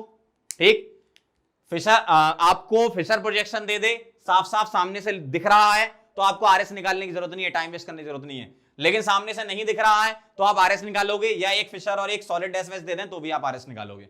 और अगर एक कायरल कार्बन है तो आपके आंसर 2 ही रहेंगे, या तो आइडेंटिकल या एनेंशियोमर। बिल्कुल रट के जाओ, इसको पहले बता रहा हूं, एक कायरल कार्बन में या तो एनेंशियोमर होगा या आइडेंटिकल होगा, बस 2 में से कोई एक होगा। आइडेंटिकल मतलब होमोमर भी होता है। ठीक है, एनेंशियोमर की बातें समझ गए क्या होता है, रेसिड्यू मिक्सचर समझ गए क्या होता है। चलो इसको नोट करो, फिर आगे बढ़ते हैं।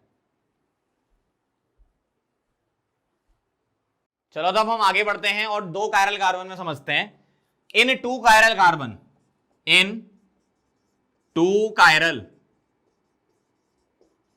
अगर 2 कायरल कार्बन है तो कंपाउंड ऑप्टिकली एक्टिव हो भी सकता है और ऑप्टिकली इनएक्टिव भी हो सकता है, दोनों ही हो सकते हैं। जैसे अगर मेरे पास 2 कायरल कार्बन की बात आती है, देखना ध्यान से, CH3 ऐसा लिखा है H, यहां OH, यहां H, यहां OH, यहां CH3, और एक ले लिया मैंने CH3, ध्यान से देखते जाना, ये H, OH, यहां H और यहां Br, और यहां क्या लगा दिया, CH3। ध्यान से देखना जरा, अगर मैं आपसे बोलूं क्या ये प्लेन ऑफ सिमेट्री है, आप बोलोगे यस है, और अगर POS आ गई तो ये क्या हो गया, ऑप्टिकली इनएक्टिव।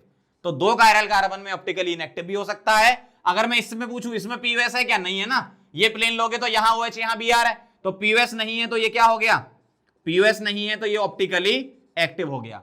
तो 2 कायरल कार्बन में ऑप्टिकली इनएक्टिव हो सकता है और एक्टिव हो सकता है। इस टाइप के इनएक्टिव कंपाउंड को हम बोलते हैं क्या, मेसोफॉर्म। इसको क्या बोलते हैं, मेसोफॉर्म। मेसोफॉर्म क्या होता है, ऑप्टिकली इनएक्टिव होता है। कैसे पता चलेगा, 2 के 3 पेयर होंगे यहां पर, एक ये पेयर, दूसरा ये पेयर, और तीसरा ये पेयर, मतलब आपको 2 ग्रुप के 3 पेयर मिलेंगे यहां पर आइडेंटिकल वाले। ठीक है, तो meso form is optically inactive due to internal compensation. Due to internal compensation word यहां पर यूज करते हैं, ध्यान रखना। एक्सटर्नल कंपनसेशन से इनएक्टिव कौन होता है, आरएम। 2 अलग अलग कंपाउंड के रोटेशन कैंसिल होते हैं, एक ही कंपाउंड में प्लेन ऑफ सिमेट्री, मतलब इंटरनल कंपनसेशन, यानी मेसोफॉर्म इसको बोलते हैं। तो meso form optically inactive due to internal compensation, ध्यान रखना। और मेसो कंपाउंड कैसे पहचानोगे, 2 के 3 पेयर होंगे और प्लेन ऑफ सिमेट्री होगी और कायरल कार्बन होंगे। ऐसा नहीं कि कायरल कार्बन ही नहीं है, कायरल कार्बन तो होना चाहिए ना मेसो के लिए, ये ध्यान रखना। ये वाला कार्बन कायरल था, बिल्कुल सही, ये वाला कार्बन कायरल था, बिल्कुल सही। कायरल कार्बन होने के बाद प्लेन ऑफ सिमेट्री अगर है तो हम बोलेंगे मेसो कंपाउंड। ऐसा नहीं कि कायरल नहीं है और प्लेन ऑफ सिमेट्री आपको मिल गई तो मेसो बोल दो। पहले ध्यान रखो, 2 कंडीशन है, 2 के 3 पेयर आपको मिलेंगे आइडेंटिकल, क्योंकि POS बनाना है, और कायरल कार्बन होना चाहिए। तो कायरल कार्बन जरूरी है मेसो कंपाउंड के लिए, ध्यान रखना। ठीक है, चलो आगे बढ़ते हैं। अगर मैं आपसे पूछूं रिलेशन बताओ 2 कंपाउंड के बीच का, तो अब यहां पर 3 चीजें हैं, क्या ध्यान देना, आइडेंटिकल, दूसरा क्या है एनेंशियोमर, और तीसरा क्या है डाइस्टीरियोमर। एक चीज और आ गई यहां पर, अब ध्यान से सुनो जरा। डाइस्टीरियोमर हमने जीआई में भी पढ़े थे, ज्योमेट्रिकल आइसोमर को बिल्कुल डाइस्टीरियोमर बोलते हैं, सही बात है। ऑप्टिकल डाइस्टीरियोमर भी होते हैं, ठीक है। जैसे यहां एनेंशियोमर है, ध्यान से देखना। आइडेंटिकल कैसे, सेम कंपाउंड मिलेंगे, ठीक है, सेम कंपाउंड।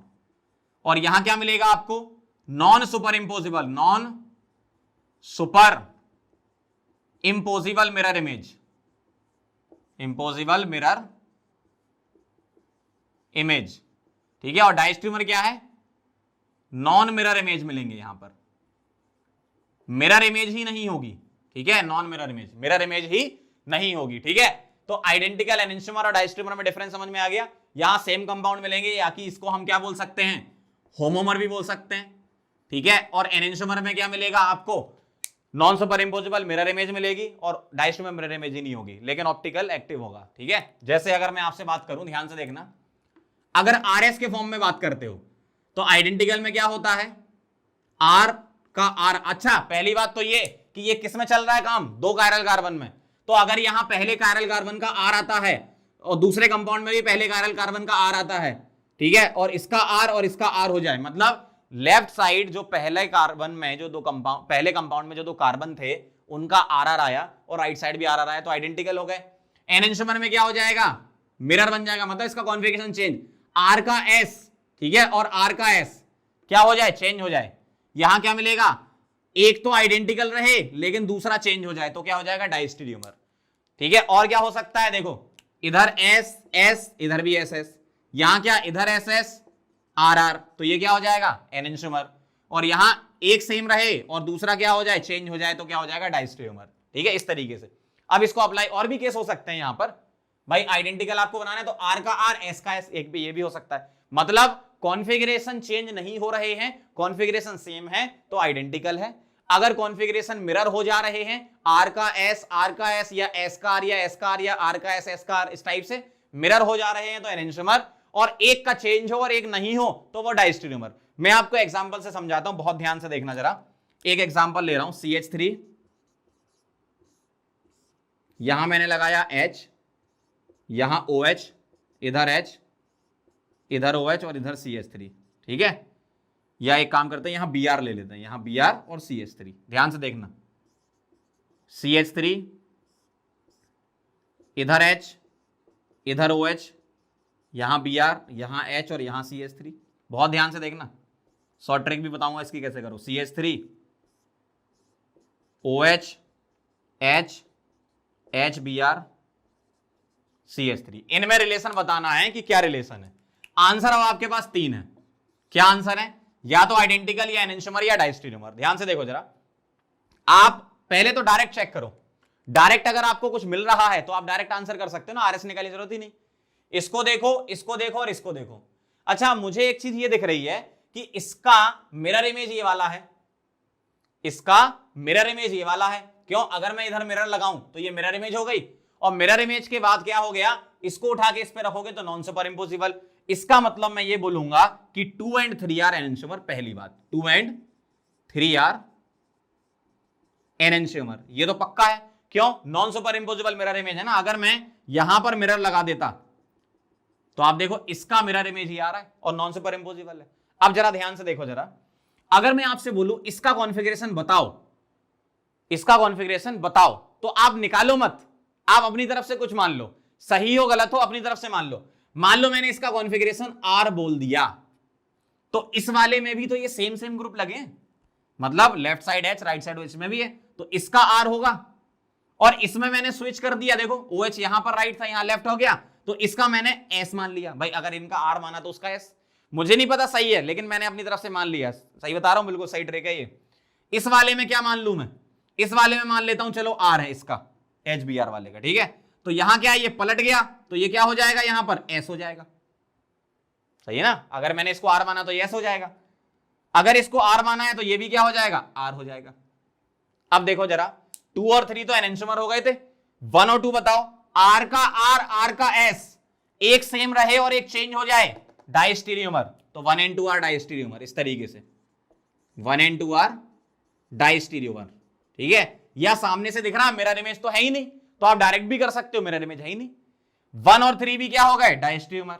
मैंने आपको आरएस भी साथ साथ बता दिया, जबकि ये क्वेश्चन बिना आरएस के भी हो जाएगा, क्योंकि 2 और 3 में मिरर इमेज है, और 1 और 2 और 1 और 3 मिरर इमेज है ही नहीं, मिरर ही नहीं है, मतलब मिरर इमेज मिल ही नहीं रही है, तो 1 and 3 आर डायस्टेरियोमर, ये भी डायस्टेरियोमर है।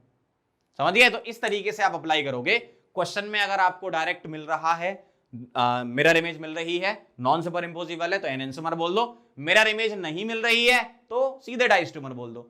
आइडेंटिकल क्या होंगे, सेम कॉन्फ़िगरेशन वाले होंगे। समझ गए, फटाफट से इसको नोट करो फिर आगे बढ़ते हैं। चलो आगे बढ़ते हैं, कुछ क्वेश्चन कर लेते हैं फटाफट से। देखो, find the relation between compound. ध्यान से देखना जरा, एक ये कायरल, एक ये कायरल, एक ये कायरल, एक ये कायरल, दो कायरल का केस है, तो मेरे पास आंसर तीन है, या तो आइडेंटिकल या एनेंटियोमर या डाइस्टेरियोमर। ठीक है, ध्यान से देखो जरा, अगर आपको पहली नजर में क्वेश्चन को देख के ही, कंपाउंड को देख के ही आइडिया लग रहा है तो अच्छी बात है, नहीं लग रहा तो आरएस पे जाएंगे। बताओ जरा, इसको देख के आइडिया लग रहा है क्या? इसका मिरर इमेज है क्या? ये नहीं है। अगर मिरर इमेज ही नहीं है तो सीधा सीधा 1 and 2 क्या हो जाएंगे? डाइस्टेरियोमर, एनेंटियोमर थोड़ी होंगे। 1 and 2 आर क्या? डाइस्टेरियोमर, क्योंकि कायरल कार्बन है इसमें, दो कायरल कार्बन है और मिरर इमेज नहीं है, तो सीधा सीधा दिख रहा है आपको डाइस्टेरियोमर। ठीक, इसको देखो, पहली नजर में कुछ लग रहा है क्या मिरर इमेज जैसा कुछ? अच्छा, इसमें तो एक ही कायरल है ना, अगर एक कायरल है तो आंसर या तो आइडेंटिकल या एनेंटियोमर होगा। इसको देखो, क्या आपको मिरर इमेज जैसा कुछ लग रहा है? नहीं, क्यों? यहां COH ऊपर था, यहां राइट साइड, मतलब RS से निकालना पड़ेगा। चलो स्टार्ट करते हैं। बताओ जरा, 1 किसको? नाइट्रोजन को। 2 किसको? यहां कार्बन के बाद Cl आ रहा है, यहां कार्बन के बाद ऑक्सीजन, तो ये 2 आ जाएगा, ये 3 और ये 4। 1 से 2 से 3 क्या आ रहा है? R, लेकिन स्विच करके लिख देंगे S। क्यों? 4 वाला यहां पर फिशर में किसमें है? हॉरिजॉन्टल पर है। चलो यहां आ जाओ, ये 1, ये 2, ये 3, ये 4। 1 से 2 से 3 ऐसे जाओगे, S, लेकिन स्विच कर दोगे, क्यों? 4 वाला कहां पर है? हॉरिजॉन्टल पे R, तो इसका S, इसका R स्विच हो गया। इसका मतलब मैं क्या बोलूंगा? This and this are enantiomer. समझ गए बात को कैसे निकालना एग्जाम में अगर आया तो? अगर आपको पहली नजर में दिख रहा है सामने से तो आप डायरेक्ट आंसर करो, नहीं दिख रहा है तो RS आपके लिए। ठीक है, इराइथ्रो 3 आइसोमर समझ लेते हैं क्या होता है। इराइथ्रो 3 आइसोमर कैसे पता करते हैं? ध्यान से देखो, जैसे मान लो मेरे पास कोई कंपाउंड लिखा है, ये CHO, यहां H लगा रखा है, यहां OH लगा रखा है, यहां H, यहां OH, और यहां लगा दिया मैंने CH2OH। ठीक है, ऐसा आपको क्या करना है, यहां पर जो दो कायरल कार्बन है, अगर इस पर ग्रुप सेम साइड लगे हैं, सेम ग्रुप सेम साइड, जैसे इसको मैं ऐसे पढ़ सकता हूं इस तरीके से, ऐसा, भाई यहां भी OH था, यहां भी OH था, दोनों राइट साइड थे, तो ऐसा E जैसा बन रहा है ना, मतलब ये इराइथ्रो हो गया। इस तरीके से आप चेक कर लो। और अगर मैं इसमें ऐसा कर दूं, ध्यान से देखना जरा, इसमें अगर मैं ऐसा कर दूं, CHO, यहां जो कायरल कार्बन पे ग्रुप लगे हैं, ये अगर मैं आइडेंटिकल ग्रुप को अपोजिट रख दूं ऐसा, तो अब ये क्या हो जाएगा? देखो जरा, OH OH अपोजिट आ गए, मतलब पैटर्न ऐसा कुछ आया, OH OH अपोजिट मतलब ऐसा, इसका मतलब ये हो जाएगा 3O। तो इस तरीके से पता करते हैं इराइथ्रो एंड 3 आइसोमर। तो बहुत छोटी सी चीज है, फटाफट से एक बार देख लो, नोट कर लो इसको, फिर आगे बढ़ते हैं। चलो आगे बढ़ते हैं अगले टॉपिक पर, रेजोल्यूशन पर। रेजोल्यूशन की बेसिक डेफिनेशन क्या है? The separation of RM into enantiomer is called resolution. देखो, एनेंटियोमर का जो पेयर होता है उसको RM बोलते हो, और RM से अगर मुझे सेपरेट करना है दोनों कंपाउंड तो उसको हम क्या बोलते हैं? रेजोल्यूशन। बहुत सिंपल सी तरीका है, जैसे मान लो मेरे पास मिक्सचर है, तो मिक्सचर में क्या है?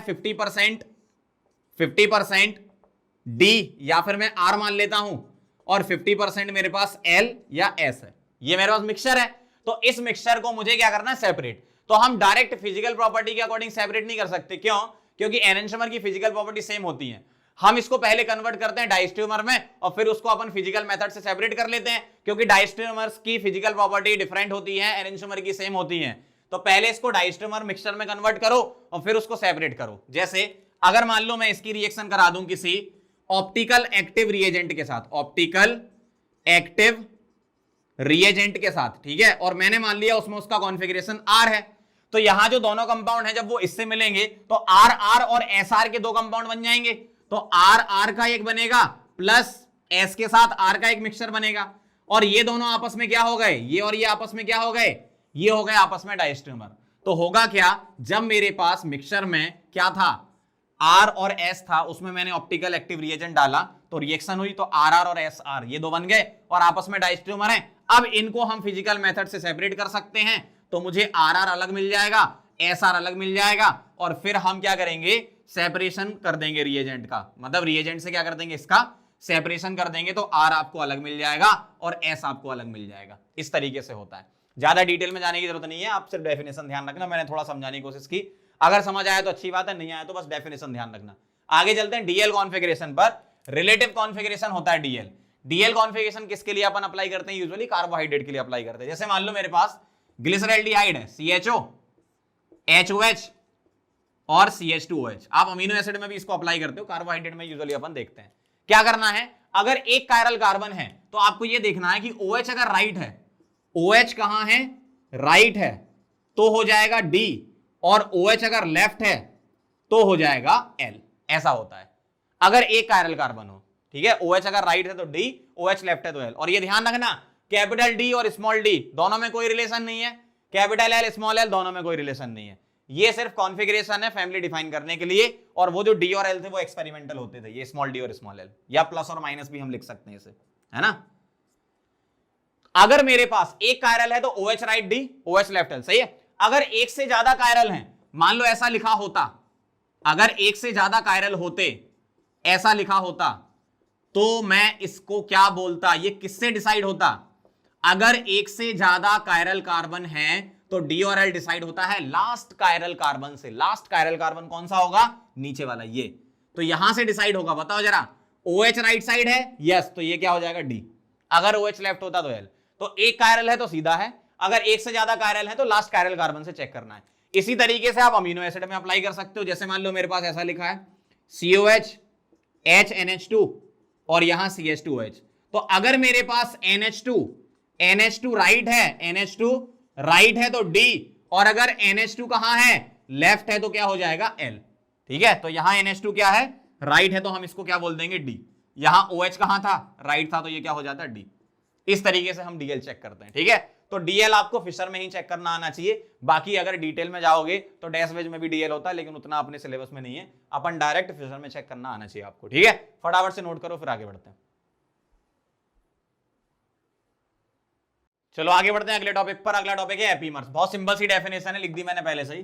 The diastereomers which differ in group only at one chiral carbon. जैसे एग्जांपल से क्लियर समझ में आएगा, मान लो मेरे पास ग्लूकोज है, ठीक है, ग्लूकोज का स्ट्रक्चर ऐसा होता है, कार्बोहाइड्रेट में ही मैंने बताया था आपको, ग्लूकोज होता है ऐसा CH2OH HOH। आपको यूजुअली एपीमर्स कार्बोहाइड्रेट में ही मिलेंगे, ठीक है, OHH और HOH। ये क्या होता है आपका ग्लूकोज, क्या है ये, ग्लूकोज। और अगर अच्छे से लिखोगे तो डी ग्लूकोज लिख दो, क्यों, लास्ट कायरल कार्बन पे OH कहां है, राइट साइड है ना, तो ये हो गया डी ग्लूकोज। ठीक है, और ग्लूकोज डेक्सोरोटेटरी होता है, ये एक्सपेरिमेंट से पता चला, तो प्लस लगा लेना यहां पे।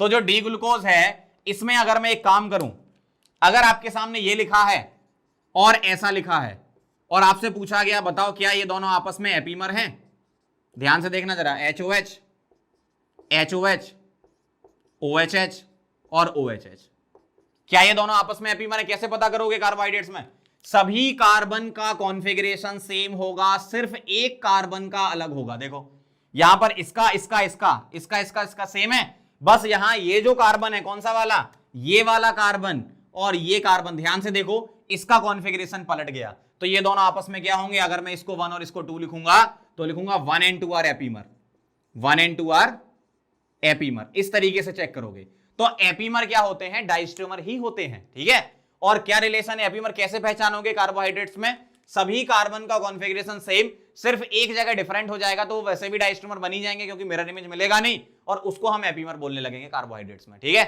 अगला है एनोमर्स। एनोमर्स मैंने आपको कार्बोहाइड्रेट चैप्टर में भी बताया था, क्या अपने पास जो ग्लूकोज का साइक्लिक स्ट्रक्चर बनता था ना, तो वो जो है वो एनोमर्स होते हैं। तो मैं एक बार फिर लिख देता हूं, alpha D plus glucose, alpha D plus glucose या glucopyranose and beta D plus glucopyranose या ग्लूकोज, क्या होते हैं ये आपस में, एनोमर्स होते हैं। ध्यान रखना, स्ट्रक्चर कार्बोहाइड्रेट चैप्टर में अगर आपको याद करना तो वहां जाके देख सकते हो। ठीक है, अभी तो फटाफट से एनोमर के बारे में लिख दिया मैंने, क्या कि अल्फा डी ग्लूकोज और बीटा डी ग्लूकोज आपस में क्या है, एनोमर्स हैं। एनोमर्स कहां आते हैं, जब हम साइक्लिक स्ट्रक्चर बनाते हैं ग्लूकोज का, उस जगह आते हैं ये, मतलब इन दोनों में रिलेशन एनोमर्स होता है। इसका एक इंपॉर्टेंट पॉइंट है, क्या बताना जरा, ऑल डाइस्टीरियोमर्स आर एपीमर्स। क्या ये बात सही है, नहीं, गलत है। क्यों, कुछ डाइस्टेरियोमर तो ज्योमेट्रिकल आइसोमर भी तो होते हैं, तो उसको हम एपीमर थोड़ी बोलने लगेंगे। ठीक है, अगर ऐसा लिखा है ऑल एपीमर्स आर डाइस्टेरियोमर्स, तो बात सही है, क्योंकि सारे एपीमर क्या हैं, डाइस्टेरियोमर है, ये बात सही है। लेकिन सारे डाइस्टेरियोमर एपीमर नहीं है, ये भी बात सही है। ठीक है, फटाफट से इसको नोट करो, फिर आगे बढ़ते हैं। चलो आगे बढ़ते हैं फटाफट से, अगला टॉपिक कंप्लीट कर लेते हैं, अमीन इन्वर्जन। बहुत सिंपल सी चीज है, देखो ध्यान से। अमीन इन्वर्जन क्या होता है, नाइट्रोजन के लोन पेयर के अलोंग जो है वो फ्लिपिंग होती रहती है। कब होती है वो, ध्यान से देखो जरा, अगर नाइट्रोजन के पास लोन पेयर है और यहां पर तीनों ग्रुप क्या लगे हैं, डिफरेंट लगे हुए हैं। एक मैंने ले लिया R1, एक R2 और एक क्या ले लिया R3। तो ये क्या करता है, नाइट्रोजन के लोन पेयर के अराउंड क्या होती है, फिलिपिंग होती रहती है, जिसको अपन बोलते हैं क्या, अमीन इन्वर्जन। ठीक है, अब ये होती कैसे है, अगर ये sp3 हाइब्रिडाइज्ड है और ये sp3 हाइब्रिडाइज्ड है तो बीच में एक ट्रांजिशन स्टेट कुछ ऐसी बनती है कि नाइट्रोजन क्या हो जाता है, प्लेनर हो जाता है। ठीक है, तो ये जो लोन पेयर है ये क्या हो गया आपका, perpendicular to R1 R2 R3, मतलब क्या हो गया, ये प्लेन में आ गया R1 R2 R3, और फिर इससे ये कन्वर्जन sp3 में होता है, मतलब sp3 से sp2 से sp2 में जाता है, फिर sp2 से sp3, इस तरीके से फिलिपिंग होती है। अगर एनर्जी प्रोफाइल डायग्राम हम बनाएं तो कुछ इस तरीके से होता है। अगर मैं इसको 1 लिखता हूं, ट्रांजिशन स्टेट को 2 लिख रहा हूं और इसको 3 लिख रहा हूं, तो 1 और 3 की एनर्जी क्या होगी, सेम होगी, और ट्रांजिशन स्टेट की एनर्जी ज्यादा होगी। और ये 2 हो गया, ये 1 हो गया और ये 3 हो गया। 2 पर हाइब्रिडाइजेशन sp2 और यहाँ sp3 होता है, ऐसा होता है। तो ये कहानी है अमीन इन्वर्जन की। अब ये पता कैसे चलेगा कि अमीन इन्वर्जन है, तो उसके लिए कंडीशन ये है क्या, कि जो एलिमेंट है वो सेकंड पीरियड का होना चाहिए, जैसे नाइट्रोजन, ऑक्सीजन, कार्बन वगैरह। उसके पास एक लोन पेयर होना चाहिए, सेकंड पीरियड का है, लोन पेयर है। अगला पढ़ो, sp3 है, बिल्कुल है। अगला पढ़ो, एसाइक्लिक है, बिल्कुल है, साइक्लिक नहीं होना चाहिए। सल्फर फास्फोरस फिलिपिंग नहीं दिखाते, क्यों, बड़ा साइज होता है तो वो लोन पेयर को रिटेन कर सकते हैं। अब आपको पता करना है इसका एप्लीकेशन क्या आता है, रिजॉल्वेबल या नॉन रिजॉल्वेबल कंपाउंड। ये कंडीशन आप लिख लेना, आराम से याद कर लेना। मैं आपको इससे रिलेटेड क्वेश्चन बता रहा हूं। रिजॉल्वेबल या नॉन रिजॉल्वेबल कंपाउंड कैसे पता करते हैं। सबसे पहली बात, आप मुझे बताओ कायरल है क्या, ये कायरल है क्या, मतलब कायरल सेंटर चेक करना है, क्या ये कायरल सेंटर है। कायरल सेंटर याद करो, मैंने बताया था कैसे चेक करते हैं। 1 2 3 सिग्मा और एक लोन पेयर, हाइब्रिडाइजेशन sp3, ठीक, चारों ग्रुप डिफरेंट हो गए, तो कायरल तो है, ये कायरल है। ठीक है, क्या इसमें फिलिपिंग है, बहुत ध्यान से समझना, क्या इसमें फिलिपिंग है, ये सारी कंडीशन फुलफिल हो रही है यहां पर, बिल्कुल सही है, तो फिलिपिंग है। कायरल है, फिलिपिंग है, तो ऑप्टिकली इनएक्टिव होगा, और ऑप्टिकली इनएक्टिव होगा तो क्या होगा, नॉन रिजॉल्वेबल, नॉन रिजॉल्वेबल होगा। फिर सुन लो, कायरल है, फिलिपिंग है, ऑप्टिकली इनएक्टिव है, मतलब नॉन रिजॉल्वेबल, आप उसको अलग अलग नहीं कर सकते। ठीक है, अब इसका देखना जरा, क्या ये कायरल है, कायरल सेंटर है, बिल्कुल है। क्यों, ये ब्रिज हेड नाइट्रोजन है, तो ये लोन पेयर रेजोनेंस में नहीं जाएगा, तो ये sp3 ही रहेगा ब्रिज हेड की वजह से। फिलिपिंग है क्या, अच्छा ये तो साइक्लिक हो गया, साइक्लिक में फिलिपिंग नहीं होती है। अगर फिलिपिंग नहीं है तो ऑप्टिकली एक्टिव है, और ऑप्टिकली एक्टिव है तो क्या कर सकते हो आप, रिजॉल्व कर सकते हो, तो ये रिजॉल्वेबल है। बहुत सिंपल चीज है, कायरल है, फिलिपिंग है तो नॉन रिजॉल्वेबल, ऑप्टिकली इनएक्टिव। कायरल है, फिलिपिंग नहीं है तो ऑप्टिकली एक्टिव, रिजॉल्वेबल। इस तरीके से चेक करते हैं, समझ गए बात को।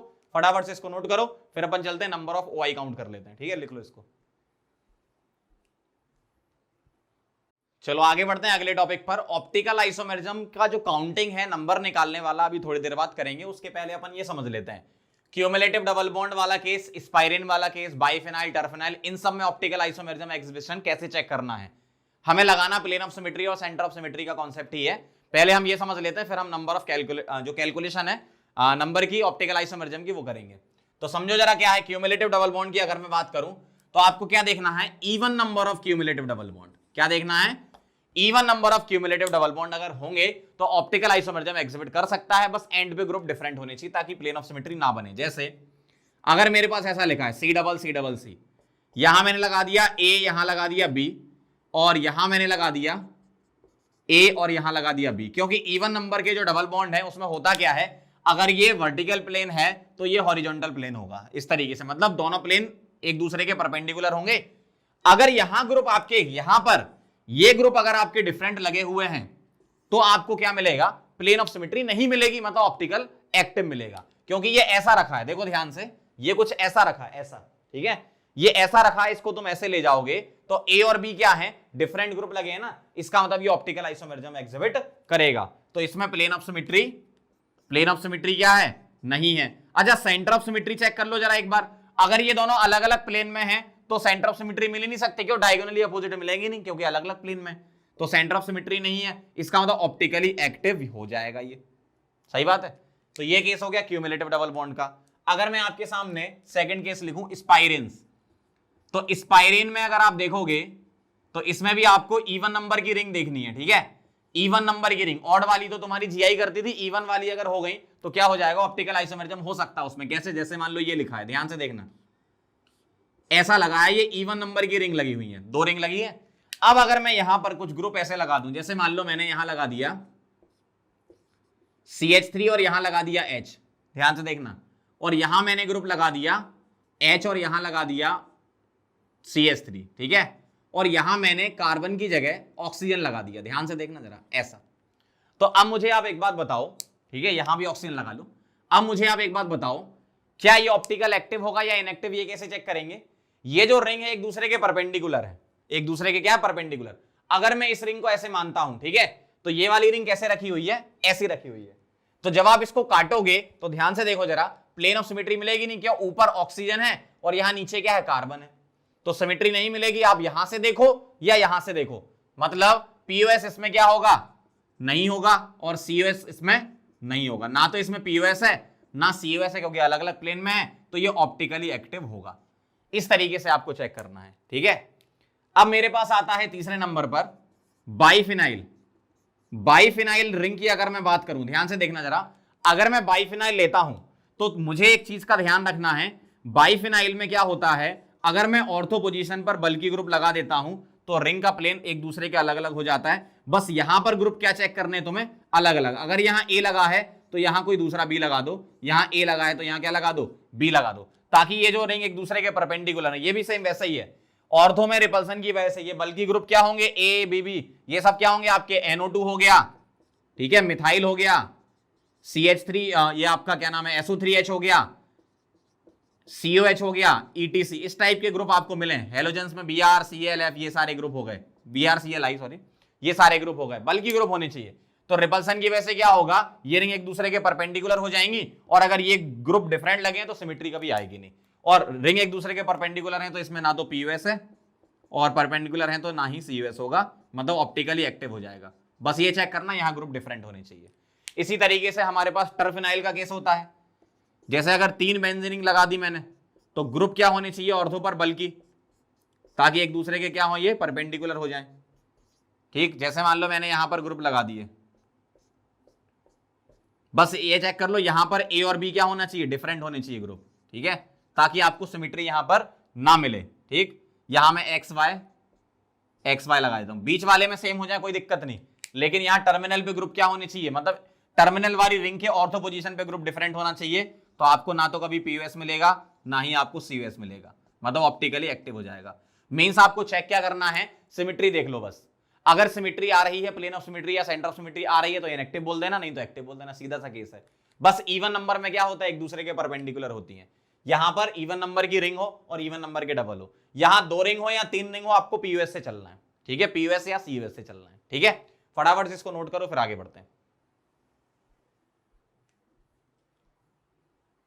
चलो आगे बढ़ते हैं। स्पेशल केसेस में ऑप्टिकल आइसोमेरिज्म एग्जिबिशन के क्वेश्चन कर लेते हैं अपन फटाफट से। जैसे मान लो ये है बाइफिनाइल है, यहां बल्कि ग्रुप लगे हैं तो एक दूसरे को रिपेल करेंगे, तो ये अगर इस प्लेन में रिंग है, ठीक है, तो ये परपेंडिकुलर हो जाएगी। जैसे मान लो ऐसी हो गई है, कैसी, ऐसी। तो अब अगर आप इससे काटोगे, इस रिंग को अगर मैंने प्लेन में ले लिया तो इससे काटूंगा तो ऐसा दिखेगा आपको, ये और ये ग्रुप डिफरेंट है तो पीयूएस मिलेगी नहीं, और रिंग एक दूसरे के अपोजिट प्लेन में है तो सीयूएस भी नहीं मिलेगी। तो ना तो इसमें पीयूएस है ना सीयूएस है, मतलब ऑप्टिकल एक्टिव हो गया सीधा सीधा, ठीक है, तो ऑप्टिकली एक्टिव हो जाएगा ये। अगला देखना जरा, ये भी सेम वैसे ही है, ये रिंग इवन नंबर आ गई तो ये एक दूसरे के परपेंडिकुलर है। अगर आप इसको काटोगे इस प्लेन के अराउंड ऐसा, तो यहां O है और यहां CH2 है, तो ये ना तो इसमें पीयूएस है और सीयूएस भी नहीं है, क्यों, एक दूसरे के परपेंडिकुलर रिंग है, मतलब ये ऑप्टिकली एक्टिव हो जाएगा। इस तरीके से चेक करते जाओ। ये भी सेम वैसे ही है, अगर मैं ये H और Cl का प्लेन ऐसे ले लेता हूं, ठीक है, तो इसके अलोंग में काटूंगा तो ऐसा कटेगा, ये ऊपर Cl इधर H, तो पीयूएस नहीं है, और ये अलग अलग प्लेन में है तो सीयूएस भी नहीं है, इसका मतलब ऑप्टिकली एक्टिव हो जाएगा। इस तरीके से चेक करना बहुत आसान है। जैसे अगर इस टाइप से चले अपन, 3 रिंग मेट्रोफिनाइल में आ गए, ठीक है, ध्यान से देखना जरा। अगर मैं आपसे बोलूं क्या पीयूएस है, अगर मैं इसको इसके अलोंग काटूं, ठीक है, इस प्लेन के अलोंग काटूं, तो पीयूएस आएगी नहीं, क्यों, यहां Br है, यहां Cl है, यहां Cl है, यहां Br है। अगर ऊपर Br यहां भी Br होता, ऊपर Cl यहां भी Cl, तो पीयूएस हो सकता था, ठीक है, ये Br भी अगर ऊपर होता तो। इसमें पीयूएस तो नहीं है, लेकिन इसमें पीओएस तो नहीं है, लेकिन इसमें सीओएस है, कैसे COS है ध्यान से देखना जरा। अगर मैं यहां पर खड़े हो जाऊं सेंटर पे, इधर देखना जरा, डायगोनली अपोजिट जाओगे तो ग्रुप सेम मिल रहे हैं, इधर भी और इधर भी, सही है। इसका मतलब ये क्या हो गया, COS हो गई, मतलब क्या हो गया, ऑप्टिकली इनएक्टिव हो गया, ये ऑप्टिकली इनएक्टिव हो गया।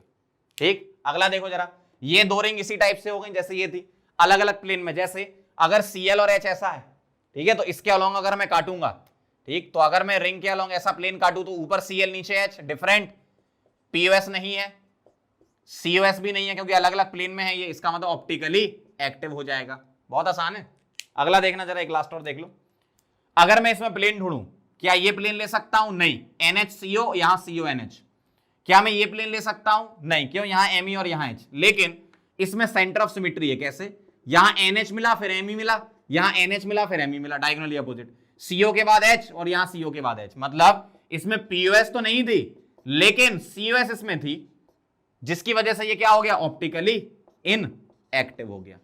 इस तरीके से आपको चेक करना है। और खैर ये थोड़े से और अच्छे टाइप के क्वेश्चन है, इतना जेई मेन और नीट में मतलब रेयर चांस है आने के, पहली बात बता रहा हूं। तो इनको अगर आप छोड़ भी दो तो भी कोई दिक्कत नहीं, एक कायरल और दो कायरल वाला कर लेना। लेकिन मैंने एक बार बता दिया कि अगर सपोज आ गया क्वेश्चन, क्योंकि क्वेश्चन तो कुछ भी आ सकता है ऑप्टिकल आइसोमेरिज्म एग्जीबिशन पर बेस्ड, भाई 3 ऑप्शन में सिंपल डाल दिए, चौथा ऑप्शन इनमें से कोई एक डाल दिया, तो आपको बस एक बार देखना आना चाहिए कि किस तरीके से करना है, ठीक है।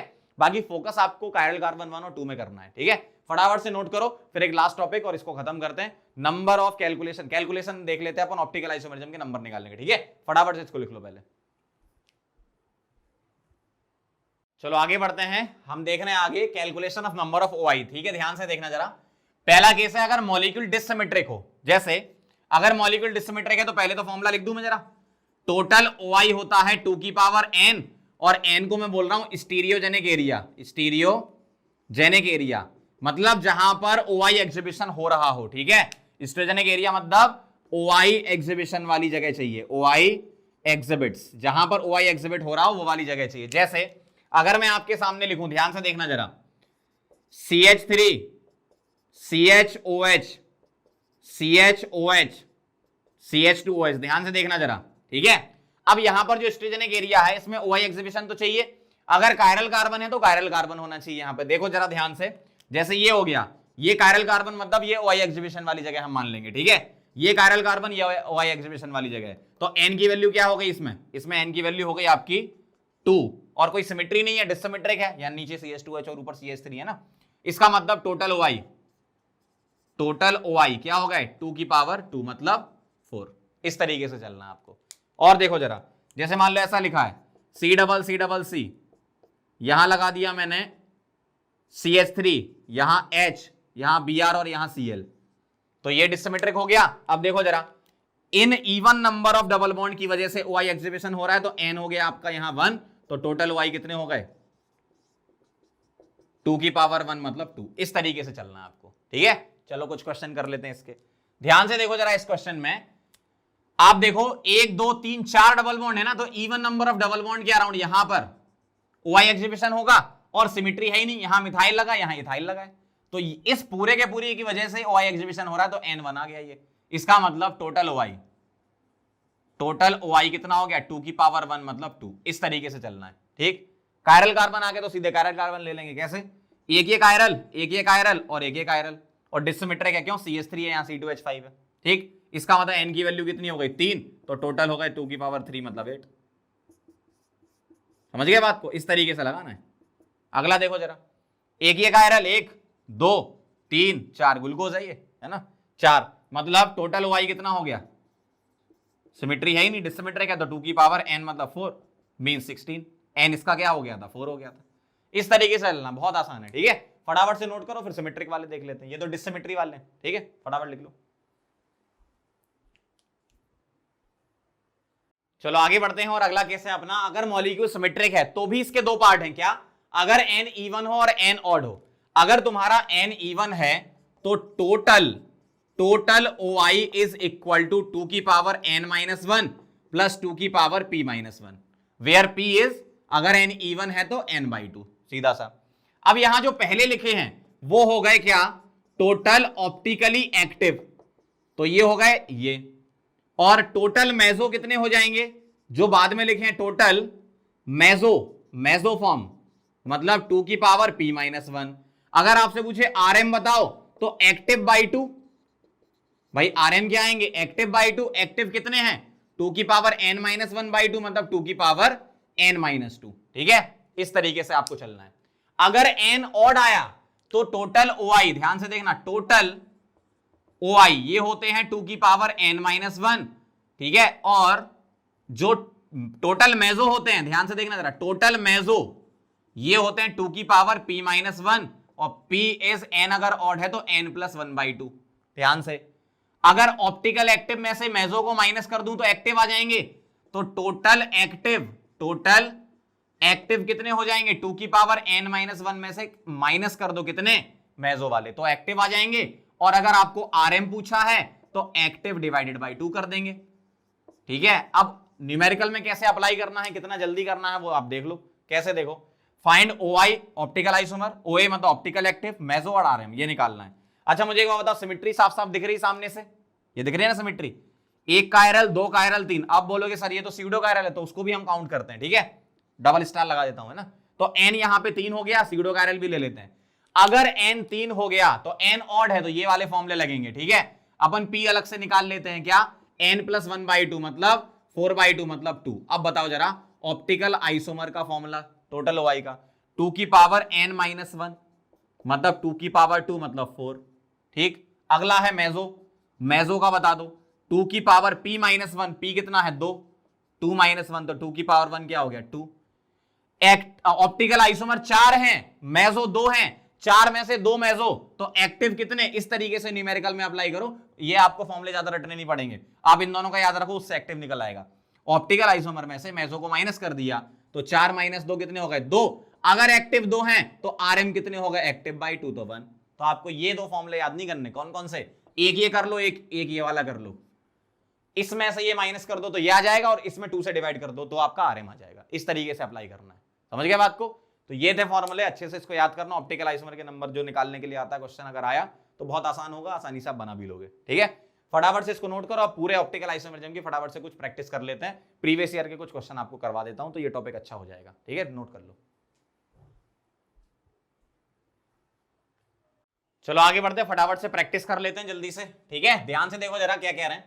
Find number of stereo isomers, इसमें निकालना है आपको। तो सबसे पहले ये देखो स्टीरियो आइसोमरिज्म कहां एग्जिबिट हो रहा है। ये कायरल कार्बन है तो ये एग्जिबिट करेगा, और ये डबल बॉन्ड Gi एग्जिबिट करेगा, तो n की वैल्यू 2 हो गई, कोई सिमेट्री नहीं है, तो टोटल स्टीरियो आइसोमर हो जाएंगे 2 की पावर n मतलब 4। सीधा सीधा सा अगला question, if optical rotation produce by compound 1 is plus 52 then optical rotation produce by compound 2 is, ये 1 है ये 2 है। अब ध्यान से देखो जरा, 2 वाले में तो सिमेट्री आ गई ना, मतलब ये मेजो फॉर्म है, मेजो है तो ऑप्टिकली इनएक्टिव होगा, ऑप्टिकली इनएक्टिव होगा मतलब ऑप्टिकल रोटेशन कितना हो जाएगा 0, क्योंकि ऑप्टिकली इनएक्टिव है ना। इस तरीके से करना। अगला देखो, विच इज नॉट कायरल, कौन सा कायरल नहीं है, ध्यान से देखो जरा, पहले वाले में कहीं कोई कायरल कार्बन दिख रहा है क्या, नहीं, इसका मतलब यही आंसर हो गया। सेकंड वाला क्यों कायरल है, ये कायरल कार्बन, थर्ड वाला ये कायरल, फोर्थ वाला ये कायरल कार्बन। अगर एक कायरल कार्बन होता है तो ऑप्टिकली एक्टिव होता है, बिल्कुल पक्का है ये बात, है ना। तो इसका आंसर ये आ गया। विच इज ऑप्टिकली एक्टिव, इस टाइप के क्वेश्चन कई बार आए एग्जाम में, तो आपको IUPAC नेम अच्छे से आना चाहिए। तो 1 ब्यूटेनॉल कैसे लिख रहा हूं मैं, ध्यान से देखो जरा, ये हो गया 1 ब्यूटेनॉल, कोई कायरल कार्बन है क्या, नहीं, मतलब ऑप्टिकली इनएक्टिव। 1 प्रोपेनॉल हो गया आपका, ये कोई कायरल कार्बन है क्या, नहीं, तो ऑप्टिकली इनएक्टिव। 2 क्लोरोब्यूटेन हो गया आपका, ये कायरल हो गया, और एक कायरल में ऑप्टिकली एक्टिव होता है, तो आंसर इसका सी आ गया। फोर्थ वाला चेक कर लेते हैं, 4 हाइड्रोक्सी ब्यूटेनल, 1 2 3 4, तो यहां मैं लगा दूं CHO और 1 2 3 4 4 हाइड्रोक्सी, कोई कायरल कार्बन है क्या, नहीं, मतलब इसका आंसर क्या है, थर्ड वाला। इस तरीके से आपको करना है। ठीक है, फटाफट से नोट करो, फिर 4 क्वेश्चन और कर लेते हैं, है ना। चलो आगे बढ़ते, 4-5 क्वेश्चन और कर लेते हैं, खत्म करते हैं इसको। देखो, विच रिप्रेजेंट R कॉन्फिगरेशन, ये निकालना है आपको, तो इसको पकड़ो जरा कायरल कार्बन को, CIP रूल लगा रहा हूं, ये 1 ये 2 ये 3 ये 4, कैसे जाओगे, एंटी क्लॉकवाइज, क्या आएगा S, H वाला कहां है फिशर में, वर्टिकल पे, स्विच नहीं करना है, इसमें आ जाओ, ये 1 ये 2 ये 3 ये 4, ऐसे जाओगे आप तो क्या आएगा R, लेकिन स्विच करके क्या लिख दोगे S, क्योंकि 4 वाला जो है वो हॉरिजॉन्टल पे। इसमें देखो जरा, ये 1 ये 2 ये 3 ये 4, ऐसे जाओगे क्या आएगा R, 4 वाला कहां पर है, वर्टिकल पे, तो स्विच नहीं करेंगे तो आंसर C आ जाएगा। अगला चेक कर लेते हैं एक बार, 1 2 3 4 ऐसे जाओगे, आर आएगा, स्विच कर दोगे एस, क्यों? 4 वाला आपका कहां पर है? हॉरिजॉन्टल पर है, ठीक है। अगला देखना जरा, इसका आंसर चेन नहीं है ना। अगला, विच में एग्जिस्ट एनेंशियोमॉर्फ्स, मतलब एनेंशियो आइसोमर एग्जिबिट करें, मतलब एनेंशियो आइसोमरिज्म होना चाहिए, मतलब एनेंशियोमर्स होना चाहिए। चलो आगे बढ़ो। क्या इसमें कायरल कार्बन है क्या? नहीं, गलत। क्या इसमें कायरल कार्बन है क्या? नहीं, गलत। क्या इसमें कायरल कार्बन है क्या? नहीं, गलत। डी वाले में यहां कायरल कार्बन आ गया ना, क्यों? एक H, एक मिथाइल, एक इथाइल और एक NH2, मतलब ये एनेंशियोमर पेयर बनाएगा अपना, डी आंसर। अगला देखो, विच एग्जिबिट्स कायरलिटी, चेक करना जरा, 2 मिथाइल हेक्स, इस टाइप के क्वेश्चन बहुत आए एग्जाम में, है ना, ये ध्यान रखना। 2 मिथाइल हेक्सेन बना रहा हूं, 1 2 3 4 5 6 और 2 पे मिथाइल, क्या इसमें कायरल कार्बन है क्या? नहीं है, मतलब ये गलत। नियोपेंटेन ऐसा होता है, कायरल कार्बन है क्या? नहीं, गलत। आइसोपेंटेन, आइसो ग्रुप ये होता है 1 2 3 4 5, सही है, 1 2 3 4 5, आइसोपेंटेन हो गया, कायरल कार्बन है क्या? नहीं, गलत, मतलब डी आंसर है। बना के देख लेते हैं, हेक्सेन ऐसा होगा 1 2 3 4 5 6, 3 पर मिथाइल यहां, मतलब ये कायरल हो गया, बिल्कुल सही है, मतलब ये कायरलिटी एग्जिबिट करेगा। देखो एक कायरल कार्बन अगर है ना, इसका मतलब ऑप्टिकल आइसोमरिज्म होना ही है, ठीक है। अगला देखो जरा, इसमें बताना है RSZD, ZD की तो बात ही नहीं आती, क्यों? कायरल कार्बन है, तो ये तो ऐसे ही काट दो। RS चेक कर लो, मैंने बताया था आपको डैशबेज में, थोड़ा सा करेक्शन कर लेना, यहां पर OH है, ठीक है, HH लिख दिया, OH है। अब जरा बताओ प्रायोरिटी, ये 1 ये 2 ये 3, ऐसे जाओगे, R डैश वेज में, ये कहां पर है? डैश पर है, इसका मतलब स्विच नहीं कराना, मतलब R आंसर है, इस तरीके से। अगर ये सॉलिड पर होता तो हम स्विच करके ऐसे लिख देते। Stereoisomers which are neither superimposable nor mirror image, ना तो वो सुपरइम्पोज हो ना ही मिरर इमेज हो, तो ऐसे क्या बोलते हैं अपन इसको? डाइस्टीरियोमर बोलते हैं। टॉटोमर हो नहीं सकते, मेसोमर हो नहीं सकते, क्योंकि मेसोमर में 2 कायरल कार्बन एटलीस्ट तो होनी चाहिए और प्लेन ऑफ सिमेट्री होनी चाहिए, तो ऐसा कुछ लिखा नहीं है। एनेंशियोमर क्या होती है? नॉन सुपरइम्पोजेबल मिरर इमेज होती है, ठीक है, तो ये भी नहीं हो सकता, तो आंसर क्या है इसका? डाइस्टीरियोमर, ठीक है। तो इस तरीके से अपन ने सारा का सारा ऑप्टिकल आइसोमरिज्म कवर कर लिया। अब इसमें आपको ऑप्टिकल आइसोमरिज्म में मेन फोकस वाले टॉपिक क्या है? कायरल कार्बन 1, मतलब एक कायरल कार्बन, और कायरल कार्बन 2, मतलब 2 कायरल कार्बन, इनके केसेस के आइडेंटिकल एनेंशियोमर का रिलेशन, 2 कायरल कार्बन में आइडेंटिकल डायस्टेमर एनेंशियोमर, इनका रिलेशन कैसे निकालना है, आरएस का यूज करके कैसे निकालना वो, और इस टाइप के क्वेश्चन ध्यान से करना। ऐसे बहुत सारे क्वेश्चन आए जिसमें आपसे डायरेक्ट पूछा है कि कौन सा एनेंशियोमॉर्फ्स दिखाएगा, या कौन सा कायरल दिखाएगा, या कौन सा ऑप्टिकल एक्टिव है, या किसमें कायरल कार्बन है, ऐसे IUPAC नेम लिख के कई बार पूछा गया क्वेश्चन, ठीक है। तो इस पर ज्यादा फोकस आपको करना है, ठीक। तो फटाफट से इसको नोट करो, फिर अपन अगला टॉपिक स्टार्ट करेंगे, कन्फर्मर्स। पहले आप ये नोट कर लीजिए।